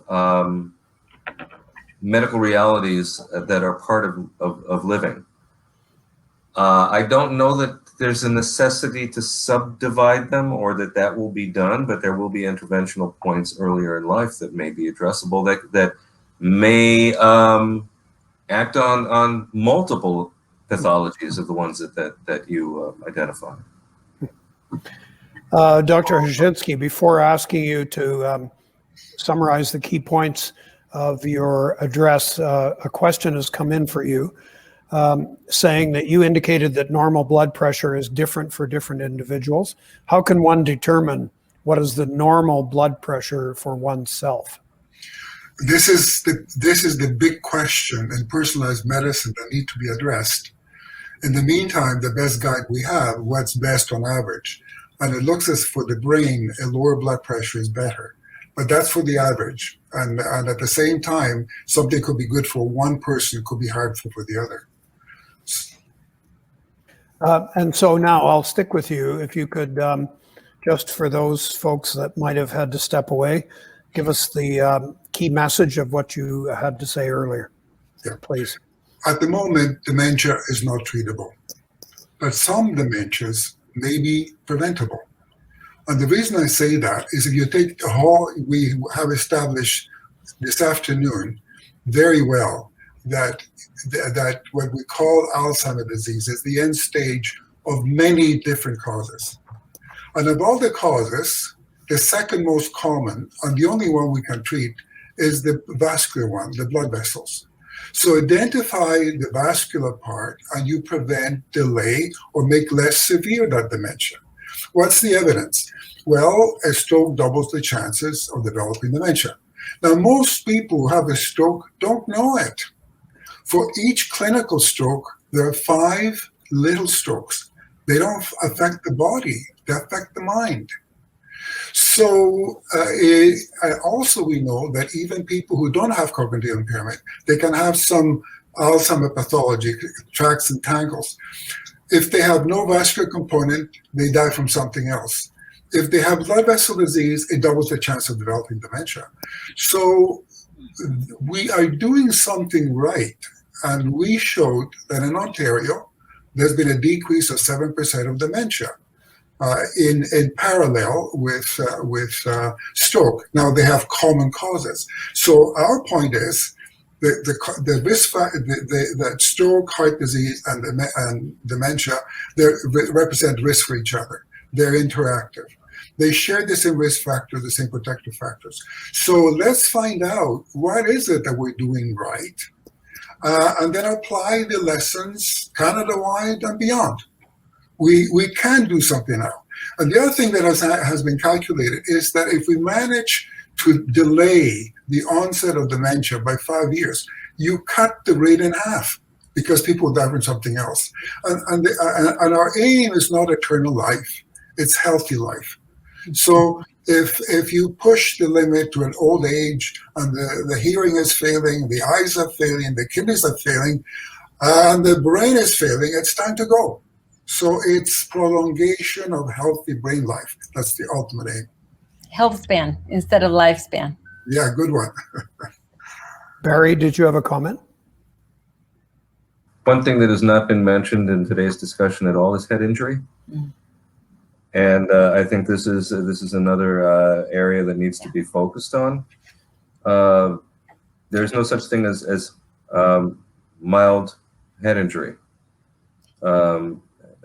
concussions, subconcussions, they're cumulative and they're bad for the brain. They're neurodegenerative, they're inflammatory, and one lifestyle modification that can be taken seriously is prevention of head injury by doing things like wearing helmets,